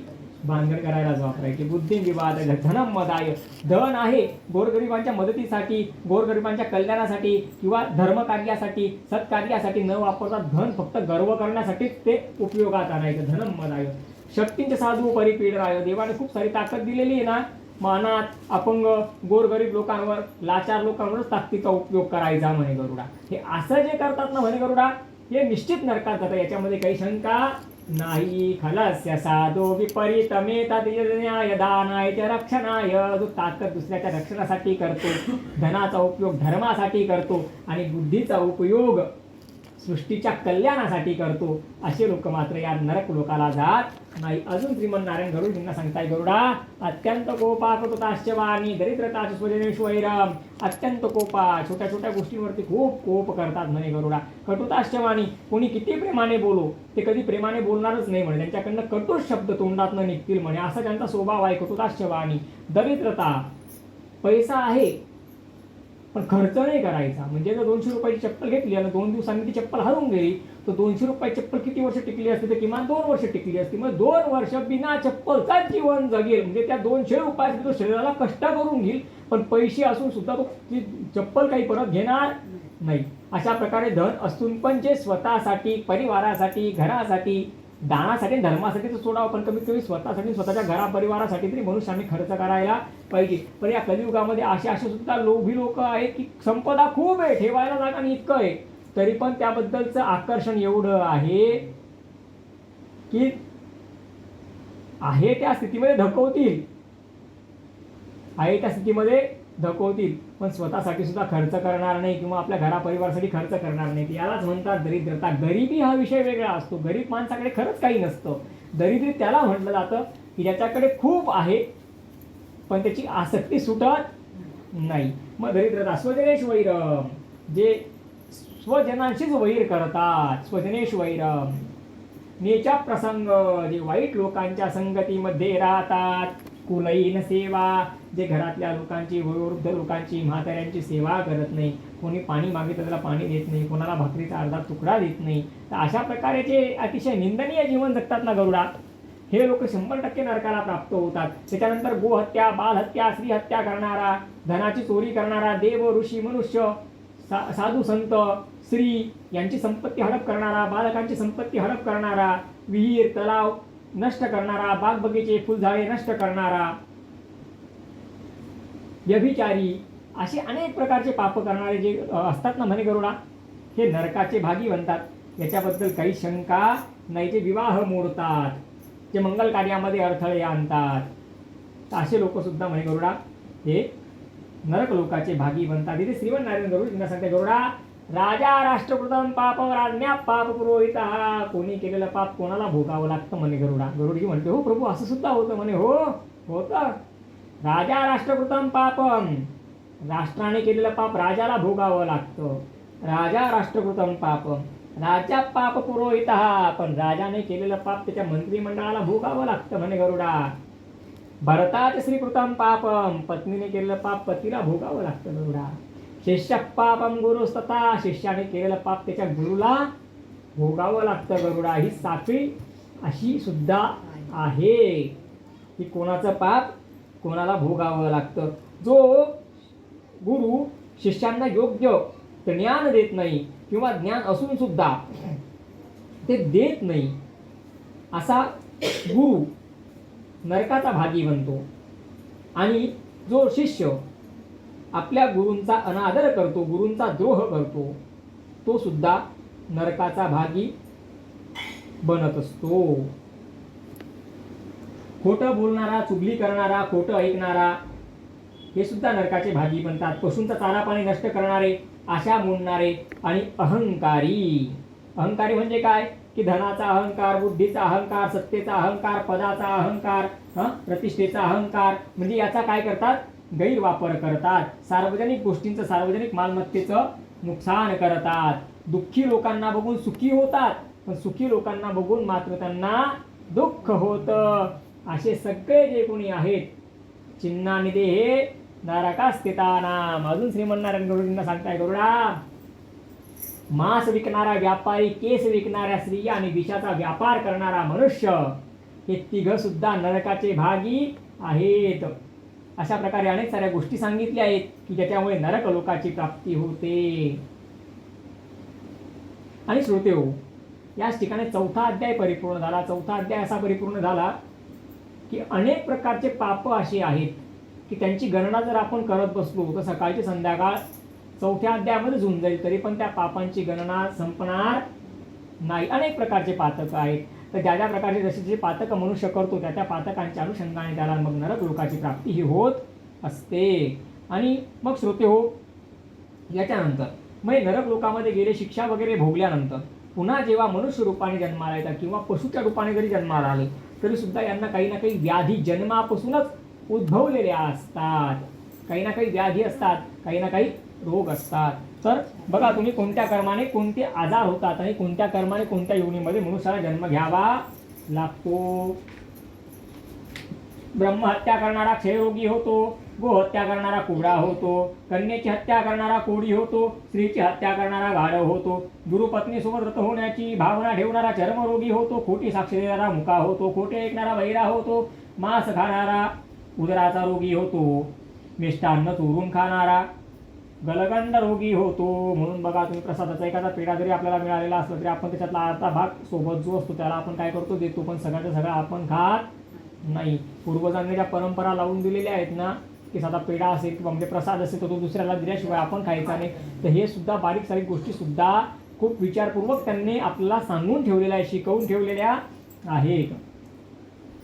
सुगंधित वस्तूंची चोरी करणारा चिचुंद्री होतो, कामी पुरुष कामलंपट घोडा बनतो, षटकर्म न पाळणारा ब्राह्मण वराह होतो, आमंत्रणाशिवाय भोजन करणारा कावळा होतो. पण जर भंडाऱ्याचं वगैरे असेल तर अशा वेळेला मग मात्र आमंत्रण तर असतंच, पण समजा आमंत्रण पण नसेल आणि प्रसाद म्हणून जर आपण थोडंफार अन्न ग्रहण केलं भगवंताचा प्रसाद म्हणून, तर त्याला दोष सांगितलेला नाही. कारण प्रसादे सर्व दुःखानां हानिरस्योपजायते प्रसादात् हरते पापं सर्व पाप हरो भव. विष पिऊन आत्महत्या करणारा नाग बनतो, तर विष पिऊन जो आत्महत्या करतो तो सर्प योनीला जातो. जो फाशी घेऊन आत्महत्या करतो तो वटवाघुळाच्या योनीला जातो. आणि जो स्वतःला जाळून घेतो असा पतंग बनतो. म्हणजे या जन्मात जशा पद्धतीने तुम्ही मृत्यूला प्राप्त केलेलं आहे स्वतःहून, तशीच योनी पुढे प्राप्त होते. पतंग किडा म्हटल्यावर काय की तो दिव्याकडे बघून झेप घेतो. म्हणजे अगोदर जळून गेला तर नंतर पण जळूनच गेला. बरोबर. फाशी घेतलेला कसा असतो, लटकलेला असतो. वटवाघूळ बघितलंय ना कसं झोपतं, हा तसंच वाटतं ते पण. तर म्हणून या योनी त्याला प्राप्त होता. विष पिऊन मरणारा नाग बनतो. संध्या स्नान न करता भोजन करणारा बगळा बनतो. हा अर्थात बिना स्नान करता भोजन नाही करायचं. शतम विहाय भोक्तव्यम, 100 कामं सोडून भोजन करा, पण बिना स्नान करता भोजन करू नका. सहस्रम स्नान आचरे, 100 कामं सोडून जेवण करा. त्यापेक्षा महत्वाचं आहे 1000 कामं सोडून सगळ्यात पहिले स्नान करून घ्या. अजून सांगितलंय लक्षम विहाय दातव्यम, कोणी हात पुढे केला असेल तर 1,00,000 कामं सोडून त्याला पहिले दान करा. त्याला रिक्त हस्ताने पाठवू नका. रिक्त हस्ते न दातव्यम. आणि त्याच्यापेक्षा पुढे सांगितलंय कोटीम त्यक्त्वा हरिम भजेत, ज्याने एवढं सुंदर अनमोल शरीर दिलेलं आहे त्या भगवंताचं स्मरण ठेव. मग करोडो कामं सोडून जरी भगवंताचं स्मरण करावं लागलं तर करोडो कामं सोडून भगवंताचं स्मरण कर. पण करोडो कामं सोडून भगवंताचं स्मरण करण्यापेक्षा कामं करता करता भगवंताचं स्मरण मनुष्याने करावं. आणि असं पण या भूतलावरती एक शब्द मनुष्याकडनं वाईट बोलला गेला की रूपांतर त्याचं लगेच कशामध्ये होतं, विवादामध्ये होतं आणि भांडणामध्ये होतं की नाही होत. म्हणून रामदास स्वामी म्हणतात न बोले मना राघवे विन काही, जगी वाऊगे बोलता सुख नाही. घडी ने घडी काळ आयुष्य नेतो, देहांती तुला कोण सोडू पाहतो. म्हणून वावगं बोलण्यापेक्षा, त्याच गोष्टी संसाराच्या गोष्टी रिपीट करण्यापेक्षा भगवंताचं नाव, तर कोटीम त्यक्त्वा हरिम भजेत, करोडो कामं सोडून त्या भगवंताचं स्मरण मनुष्याला झालं पाहिजे, स्मरण असायला पाहिजे. हे खूप महत्वाचं आहे. तुम्हाला प्रत्येक अध्यायामध्ये मी तीच गोष्ट सांगतोय की भगवंताला विसरू नका. भगवंताला जो विसरला तो या भवसागरामध्ये बुडून जातो, आणि तो भगवंताला ज्याने स्मरण ठेवलं तो मात्र या भवसागरातनं तरून जातो. गजेंद्र पण जेव्हा भवसागरामध्ये अडकला होता तेव्हा कोणी आलं नाही, शेवटी त्या प्रभूंनाच यावं लागलं होतं. गजेंद्राची कथा माहिती ना सगळ्यांना. गजने आधा नाम पुकारा, गरुड छोड़ कर उसे उबारा, किया ग्राह संहार लेकर नाम तेरा, हो गए भव से पार लेकर नाम तेरा. प्रभूंच्या नामानेच आपण या भवसागरातनं पार लागणार आहोत. म्हणून कोटीम त्यक्त्वा हरिम भजे, गवत चारा कापूस चोरणारा मेंढा बनतो, दानात विघ्न आणणारा पोटांचा रोगी बनतो, व्यभिचारी असतो तो अजगर बनतो, अस्वलाच्या योनीला जातो, मांस चोरणारा गिधाड बनतो, मित्राचा विश्वासघात करणारा कोल्हा बनतो. तर असे अनेक प्रकारच्या पापांनी अनेक प्रकारचे रोग उद्भवतात आणि अनेक प्रकारच्या वेगळ्या वेगळ्या योनींमध्ये मनुष्याला जन्म घ्यावा लागतो. मग ओझे वाहून नेणारे पशु सुद्धा बनावं लागतं. मग त्याच्यामध्ये बैल आले, गाय आल्या, त्याच्यानंतर तुमचं अजून घोडा वगैरे, गाढव वगैरे, हे जे ओझं वाहून न्यायचे कामं करतात ना, त्याच्या त्या पशूंच्या योनीला सुद्धा मनुष्याला त्याच्या पापांच्या कर्माचे उर्वरित फलं भोगण्यासाठी जावं लागत असतं. तर श्रोते हो, आपण 5व्या अध्यायामध्ये बघितलं कोणत्या कर्माने कोणते रोग उद्भवतात आणि कोणत्या कर्माने कोणत्या योनीमध्ये मनुष्याचा जन्म होत असतो. आत्ता श्रीमन नारायण गरुडजींना विचारतायत, गरुडजी श्रीमन नारायणांना विचारतायत की हे नरकात गेलेले जे पापी जीवात्मे असतात हे पुन्हा मातेच्या उदरामध्ये कसा प्रवेश करतात. कारण जीवो जीवसे जीवनम, जो मृत्यूला प्राप्त झालेला तो पुन्हा जन्माला येणारच आहे.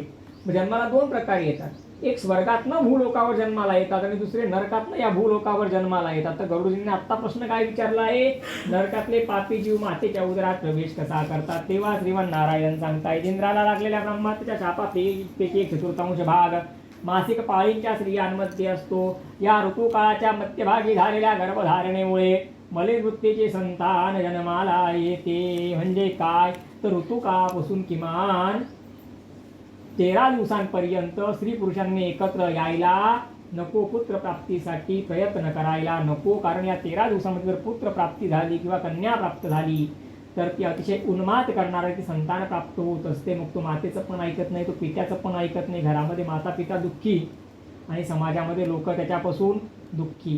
ती उन्माद करणारी संतान जन्माला येत असते. म्हणून स्त्री पुरुषांनी या नियमांचं पालन केलं पाहिजे. गरुडा मातेच्या उदरातनं उत्पन्न धन्य पुत्र तोच जो माता पितांना अपार आनंद देतो, माता पितांना अपार स्नेह देतो. कललं त्वेक रात्रेन पंचरात्रेन बुद्बुदं दशाह्नेन कर्कन्युः पेशाण्डं वार्धापरम्. कललं त्वेक रात्रेन, जेव्हा गर्भधारणा होते त्यावेळेला अगदी त्या क्षणाला जेव्हा पुरुषाचं वीर्य आणि स्त्रीचं शोणित एकत्र येतं त्यावेळेला डोळ्यातला अश्रू कसा असतो आपला, तसा सगळ्यात पहिले तो गर्भ तेवढ्या मापाचा तयार होत असतो की डोळ्यातला अश्रू जेवढा असतो तेवढा. कललं त्वेक रात्रेन पंचरात्रेन बुद्बुदम, 5 रात्रींनंतर तो बुडबुड्यासारखा बनतो. पाण्याचा बुडबुडा असतो ना तसा बनतो. कललं त्वेक रात्रेन पंचरात्रेन बुद्बुदम दशाह्ने कर्कन्युः. आणि 10व्या रात्री तो बोराच्या आकाराचा होत असतो. तशा पेशांडम वार्धापरम्. आणि अशा प्रकारे गर्भामध्ये तो बाळ वाढायला लागतो. आणि सगळ्यात पहिल्या महिन्यामध्ये बाळाचं मस्तक बनून तयार व्हायला लागतं. हळूहळू ते एक नारळासारखा आकार घेतं आणि नारळासारखा आकार घेता घेता ते मस्तक त्याचं तयार व्हायला लागतं. मग पहिल्या महिन्यात दुसऱ्या महिन्यामध्ये त्याला हात पाय नख वगैरे बरेचसे अवयव येऊन जातात. 3ऱ्या महिन्यात त्याला जननचिन्ह येऊन जातात. 3ऱ्या महिन्यात बाळ श्वास सुद्धा घ्यायला लागून जातं. आणि अशा प्रकारे मातेच्या उदरामध्ये निद्रेस्त ते बाळ त्याच ठिकाणी 9 महिन्यापर्यंतचं जीवन व्यतीत करतं.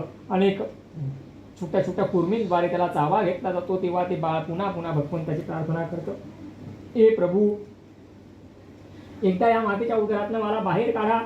तुमची भक्ती मी कधीच विसरणार नाही. तुमच्या नामाचा मी आश्रय घेईल. मी जीवनपर्यंत तुमची भक्ती करेल. अशा देवाच्या खूप साऱ्या विनवण्या ते बाळ करत असतं गर्भामध्ये.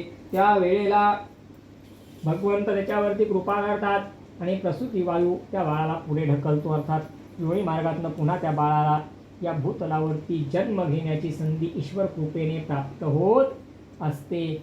आत्तापर्यंत म्हणत होता सोहम, मी तुम्हाला विसरणार नाही. सोहम जन्माला आल्या म्हणतो कोहम कोहम कोहम, कोण तुम्ही.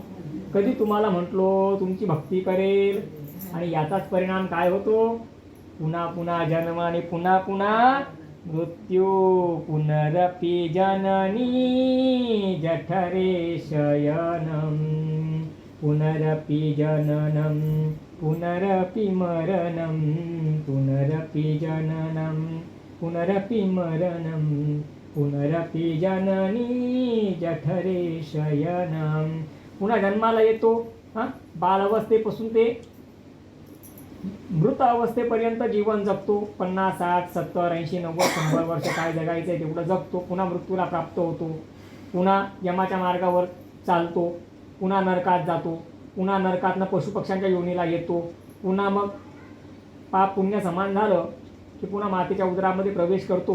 पुन्हा जन्माला येतो. असं चक्र हे सृष्टीचं अनादी काळापासून चालत आलेलं आहे. मग या ठिकाणी श्रीमन नारायण गरुडाला काय सांगतात, गरुडा हे जे नरकातले पापी जीव जन्माला आलेले असतात ना, यांचे पूर्वजन्मातले संस्कार जात नाही. हे चांगल्या मातापित्यांच्या पोटी जरी जन्माला आले तरी सुद्धा यांचा जो उन्माद करण्याचा स्वभाव असतो तो जात नाही.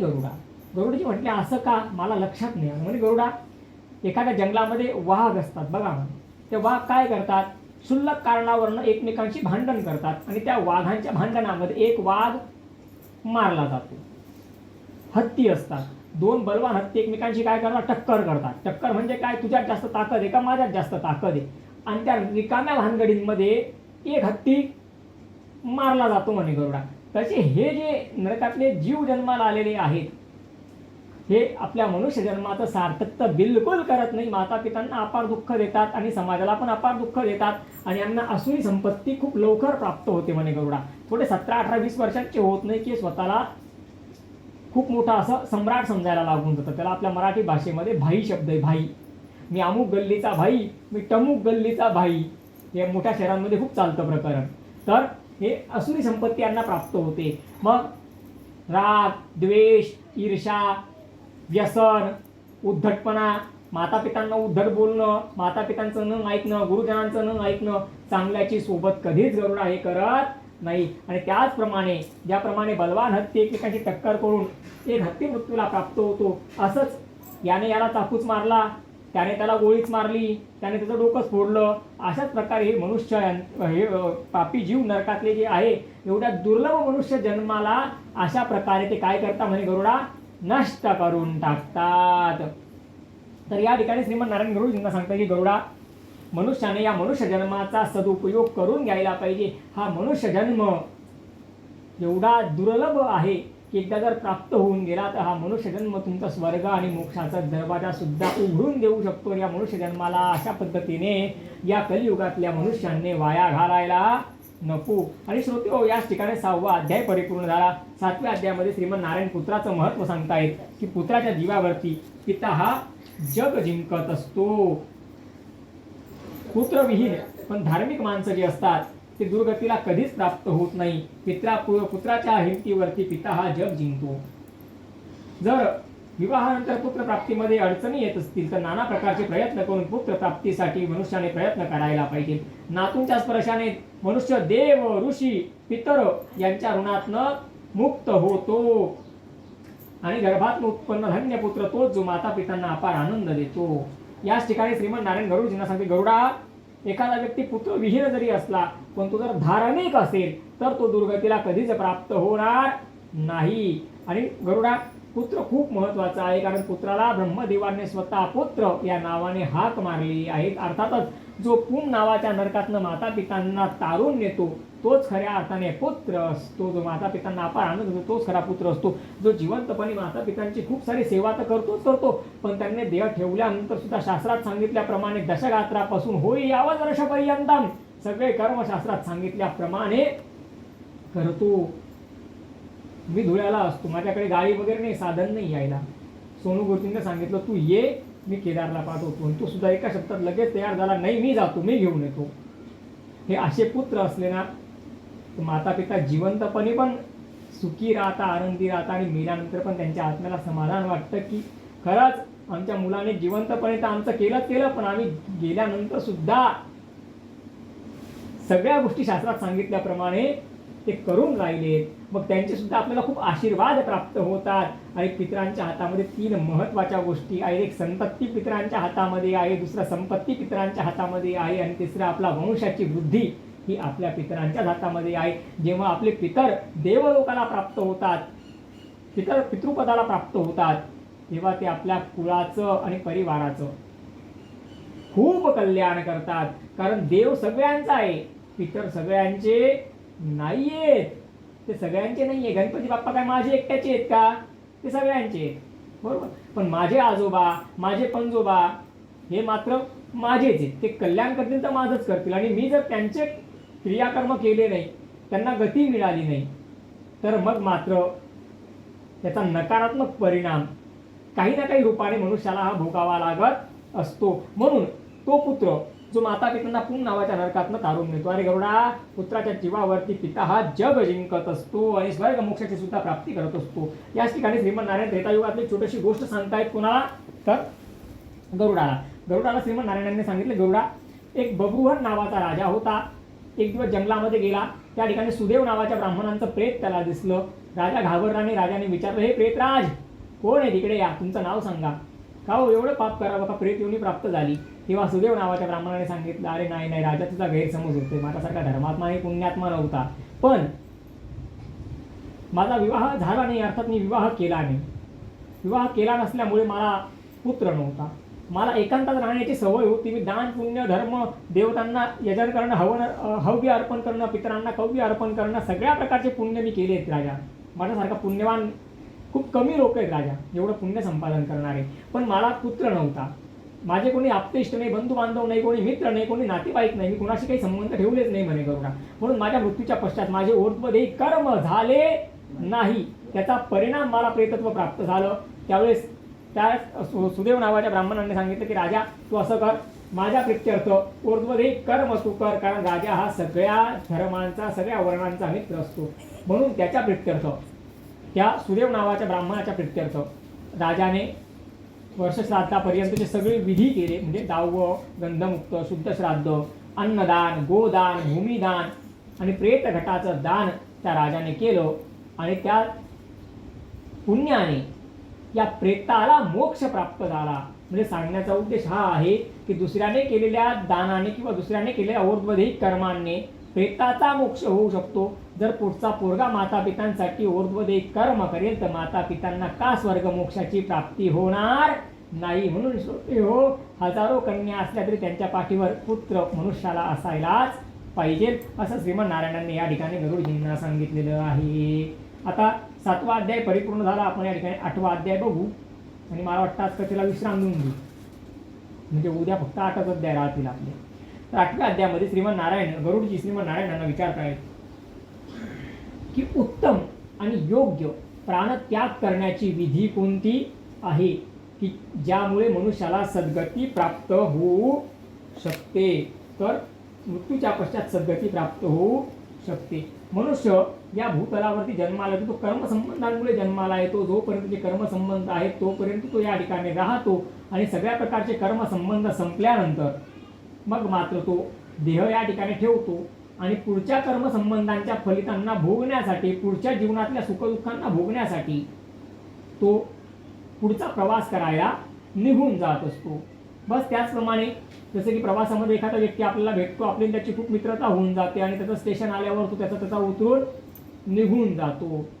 गेल्या नराचा अभिलाष नसे मानवा किंचित, तिथून त्या सोडून गेला आहे ना, त्याच्याबद्दलची आशा आपण पण सोडली पाहिजे. कारण जोपर्यंत त्याच्याबद्दलची आशा आपली सुटत नाही तोपर्यंत आपल्याबद्दलची आशा त्याची सुटत नाही. त्याचा परिणाम यमाचे दूत त्याला वरती ओढतात आणि आपली आणि त्याची जी ऋणानुबंध आहे ते त्याला त्या भावना काय करतात, खाली ओढतात. त्याच्यामध्ये त्या विचाराची सुद्धा काय होते, फरफट होते. मग एकदा मृत्यू झाला की त्या ठिकाणी नातं हे संपून जात असतं. मग तेव्हा फक्त कर्तव्य उरत असतं. जे जे पुत्राचे कर्तव्य असते ते त्याने करायचे आणि आपलं जीवन आपण पुढे चालू ठेवायचं. मरे एक त्याचा दुजा शोक वाहे, अकस्मात तोही पुढे जात आहे. पुढे ना जनी लोभरे शोभत्या ते, म्हणून कुडी मागुता जन्म घेते. आणि गेलेला कालांतराने पुन्हा आपल्याच घरात नातूंच्या रूपाने, मुलांच्या रूपाने, लहान बाळाच्या रूपाने, कन्येच्या रूपाने जन्म घेत असतो. तर सद्गती प्राप्त होईल असा उपाय सांगा. जेव्हा प्राणी तर ज्या वेळेला मनुष्य प्राण त्याग करण्याची वेळ येत असते त्यावेळेला तुळशीजवळ मंडलाकार सारवायचं असतं. त्याच्यानंतर घरामध्ये भूमी जी असते ती गाईच्या शेणाने, गोमित्राने, गंगाजल वगैरे टाकून थोडीशी जमीन सारवायची असते. त्या ठिकाणी कपडा टाकायचा असतो आणि या आतुरकालीन व्यक्तीला, मरणासन्न व्यक्तीला उंचावर, खाटेवर, बाजावर, पलंगावर न ठेवता त्या सारवलेल्या जागेवरती ठेवायचं असतं. कारण जी भूमी सारवली जाते तिच्यापासून भूत, प्रेत, पिशाच, यक्ष, किन्नर, गंधर्व या जे अशुभ शक्ती आहेत या त्यापासून दूर राहत असतात. म्हणून सारवलेल्या जागेवरतीच त्यांना ठेवण्याचा नियम सांगितलेला आहे. तत्पश्चात तुळशीजवळ थोडंसं सारवायचं आहे. त्या ठिकाणी गोपालकृष्ण किंवा शालिग्राम तांब्याच्या ताटलीमध्ये ठेवायचे किंवा वेळेवर जी ताटली सापडेल त्याच्यात ठेवायचे. त्यांच्यावरती नमो भगवते वासुदेवाय नमः म्हणून साधारणतः 11 वेळेस, 15 वेळेस, 21 वेळेस नमो भगवते वासुदेवाय नमः म्हणून दूध पाणी अर्पण करायचे. ते भगवंताचं चरणतीर्थ. आणि जे आतुरकालीन व्यक्तीला आपण ठेवलेलं आहे त्यांना ते चरणामृत भगवंताचं अंगठ्याच्या माध्यमातून दिलं पाहिजे. मग याच्याने काय होतं तर अकाल मृत्यूहरणम सर्व व्याधी विनाशनम विष्णू पादोदकम तीर्थम पुनर्जन्म न विद्यते तुलसीदल नवछिद्रद्वारी. म्हणजे काय की दोघं डोळे, नासिकारंध्र, तोंड, त्याच्यानंतर नाभी या ठिकाणी तुलसीदल ठेवायचं आहे. त्याच्या मुखामध्ये पंचरत्न, मोती, पोळा किंवा सोन्याचा मणी वगैरे जे काही असेल ते निक्षेप करायचं आहे, म्हणजे टाकायचं आहे. त्याच्यानंतर त्यांना ठेवण्याच्या अगोदर त्या सारवलेल्या जागेवरती थोडीशी तुळशी टाकायची आहे, दर्भ टाकायची आणि काळी तीळ टाकायची आहे. कारण तुळशी जी आहे ती विष्णू पत्नी आहे, विष्णुप्रिया आहे आणि तुळशी सुद्धा मनुष्याला स्वर्ग मोक्षाची प्राप्ती करून देणारी आहे. दर्भ भगवंताच्या रोमापासून उत्पन्न झालेला आहे. कुशमूले स्थितो ब्रह्मा, कुशमध्ये जनार्दन, कुशाकृशंको देव, त्रयोदेवा कुशस्थिता, एवढं कुशाचं महत्व आहे. म्हणून कुश त्या ठिकाणी टाकायची आहेत आणि काळी तीळ भगवंताच्या घामापासून उत्पन्न झालेली आहे. म्हणून या तिघही गोष्टी अत्यंत पवित्र आहेत आणि मरणाऱ्या व्यक्तीला दुर्गतीपासून वाचवणारे आहेत. श्रीमंत नारायण गरुड यांना म्हणतात, ज्याच्या घरामध्ये तुळशी आहे त्याचे घर तीर्थस्थान आहे. बघा किती महत्व आहे तुळशीचं. नुसती घराजवळ तुळशी असली तरी त्याचं घर तीर्थस्थान आहे. गरुडा त्याचं घर तीर्थक्षेत्र आहे. त्यानंतर घरामध्ये गंगाजल वगैरे असेल त्याचं त्यांना प्राशन करायला द्यायचं आहे. मरणासन्न व्यक्तीजवळ कोणीही विलाप करायचा नाही, तर भगवंताच्या नामाचा वारंवार जप करायचा. आपल्याकडे गंगादी नद्यांचं पाणी उपलब्ध नसेल तर साधं पिण्याचं पाणी त्यांच्या मुखामध्ये प्रोक्षण करायचं, पण मनामध्ये मात्र किंवा मोठ्याने म्हणायचं गंगा गंगा गंगा. याच्याने गंगाजल प्राशनाचं फल त्यांना प्राप्त होतं. कारण गंगा नदी भूलोकातली नदी नाही, ती वैकुंठातली नदी. भागीरथाने खूप मोठं तप केलेलं आहे आणि गंगा नदीची विशेषता अशी आहे की दर्शनाने, स्पर्शनाने, वंदनाने, स्मरणाने सुद्धा ती मनुष्याला पवित्रच करते. एक नेपाळ प्रांतामधले मोठे संत होते, त्यांना मनामध्ये कायम इच्छा त्यांची अपूर्ण राहून गेली होती की माझ्याकडे जर अविकल इंद्रिय असते तर मी गंगा नदीमध्ये जाऊन स्नान केलं असतं. मला गंडकी नदीचं स्नान तर रोज घडतं, पण मला गंगा स्नान घडत नाही. एकदा पहाटे पहाटे स्वप्न पडलं की ते गंगा नदीमध्ये स्नान करताय, स्वप्नात पाहिलं. आणि काही दिवसांनी देह ठेवला. यमाचे दूत आले, विष्णूंचे दूत आले. यमाच्या दूतांना सांगितलं आम्ही वैकुंठात घेऊन जातोय. वैकुंठात नेल्यानंतर त्या ठिकाणी यमाचे दूत वैकुंठामध्ये गेले. सांगितलं की यांच्या हातून काही छोटे मोठे काही क्वाचिक मानसिक पाप झालेले आहेत, यांना यमलोकाला सुपूर्त करा. तेव्हा श्रीमंत नारायणांनी सांगितलं की अरे याने स्वप्नामध्ये गंगा स्नान केलं, याच्याकडे गंगा स्नानाचं फल आहे, ज्याच्याकडे गंगा स्नानाचं पुण्य असतं त्याला वैकुंठाची प्राप्ती होते. हे त्याला माहीत नव्हतं. त्याने सुद्धा भगवंताला विचारलं, विष्णूंना विचारलं त्याने की असं काय माझ्याकडनं पुण्य झालं की मला वैकुंठ लोकाची प्राप्ती झाली.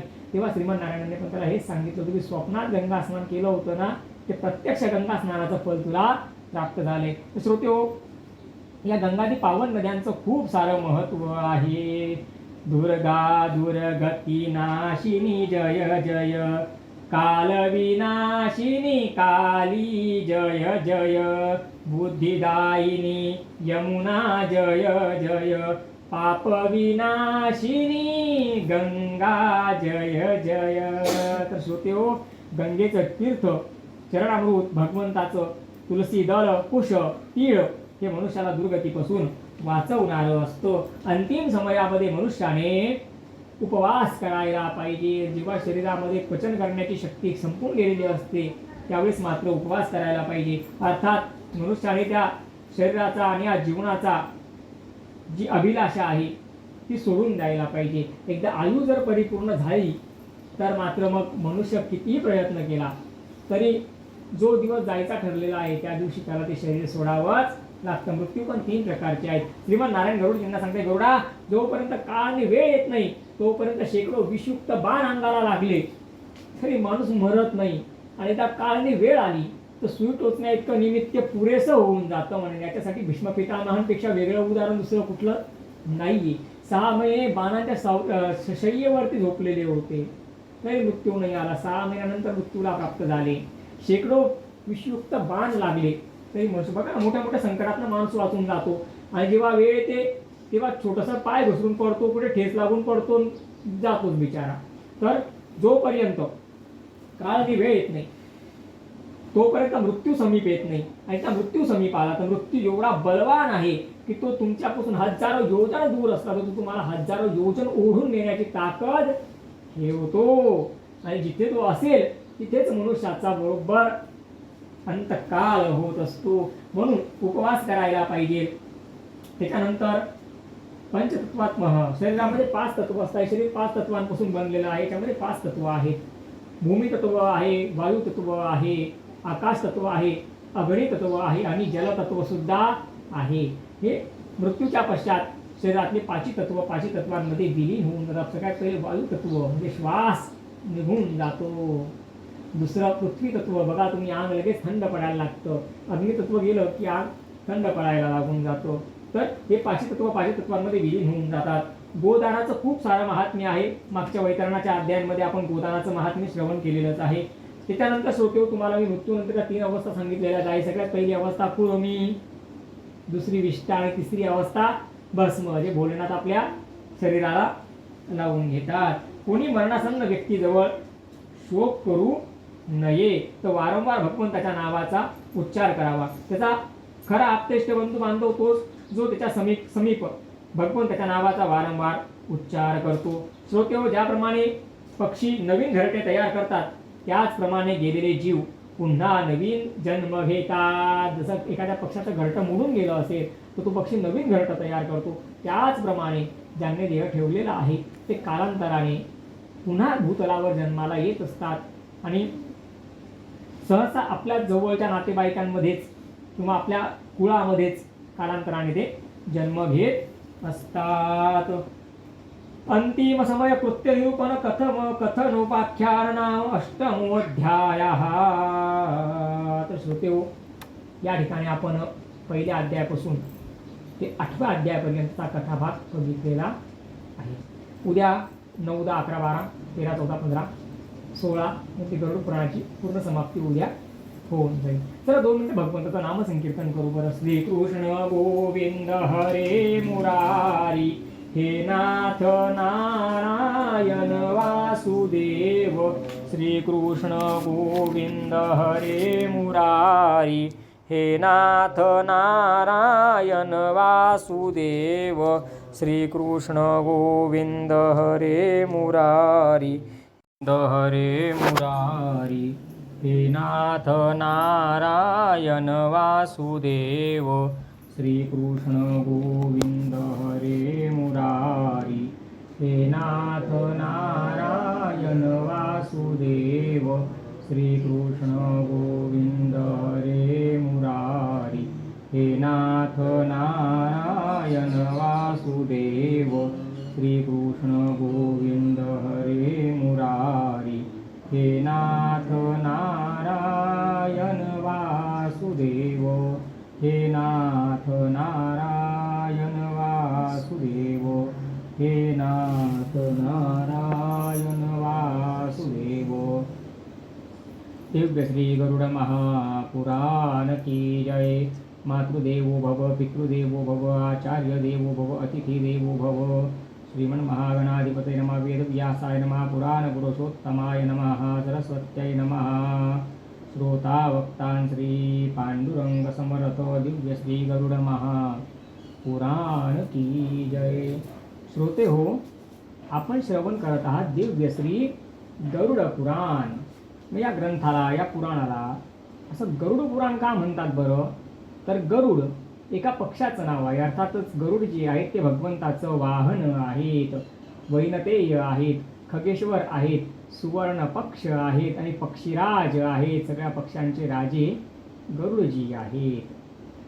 गरुड पुराण सूतक काळात श्रवण करण्याचा विधी सांगितलेला आहे. साधारणतः 2ऱ्या दिवसापासून ते 9व्या दिवसापर्यंत गरुड पुराण आपण श्रवण करायचं असतं. याचा अवधी कसा सांगितलेला आहे? कोणी 7 दिवस कथा करतो, कोणी 5 दिवस कथा करतं, कोणी 3 दिवस कथा करतं. काही वेळेस 2 दिवसामध्ये होतं आणि एखाद्या वेळेला वेळेचा अभाव असला, काही कारणाने काही समस्या असल्या, अडचणी असल्या आणि जर समोरच्या त्या यजमानांनी सांगितलं की गुरुजी आम्ही 3-4 तास बसण्याची आमची कॅपॅसिटी आहे, एकाच दिवसामध्ये आम्हाला पूर्ण गरुड पुराण श्रवण करायचं आहे, तर तसं सुद्धा गरुड पुराण श्रवण करता येत असतं. गरुड पुराण श्रवण करण्याचे अनेक सारे फायदे आहेत.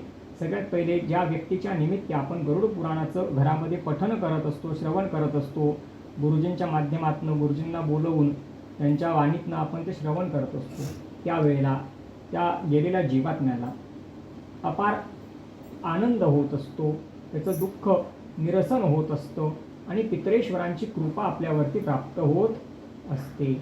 विद्यार्थ्यांना विद्या प्राप्त होते, धनार्थाला धन प्राप्त होतं, विजयार्थाला विजय प्राप्त होतो, ब्राह्मणाला लौकिक प्राप्त होतो, कीर्ती प्राप्त होते, वैभव प्राप्त होतं, त्याचा मान सन्मान आणि प्रतिष्ठा ही उत्तरोत्तर वाढत जाते. क्षत्रिय असेल त्याला विजय प्राप्त होतो, वैश्य म्हणजे व्यापारी असेल त्याच्या व्यापाराची वृद्धी होते आणि शूद्र हा ज्ञान संपन्न बनतो. भगवंताच्या भक्ती मार्गाला लागून तो शूद्रसुद्धा या गरुड पुराणाचं श्रवण करून मुक्त होऊन जातो. एवढे गरुड पुराण भक्तांना फल देणारं आहे.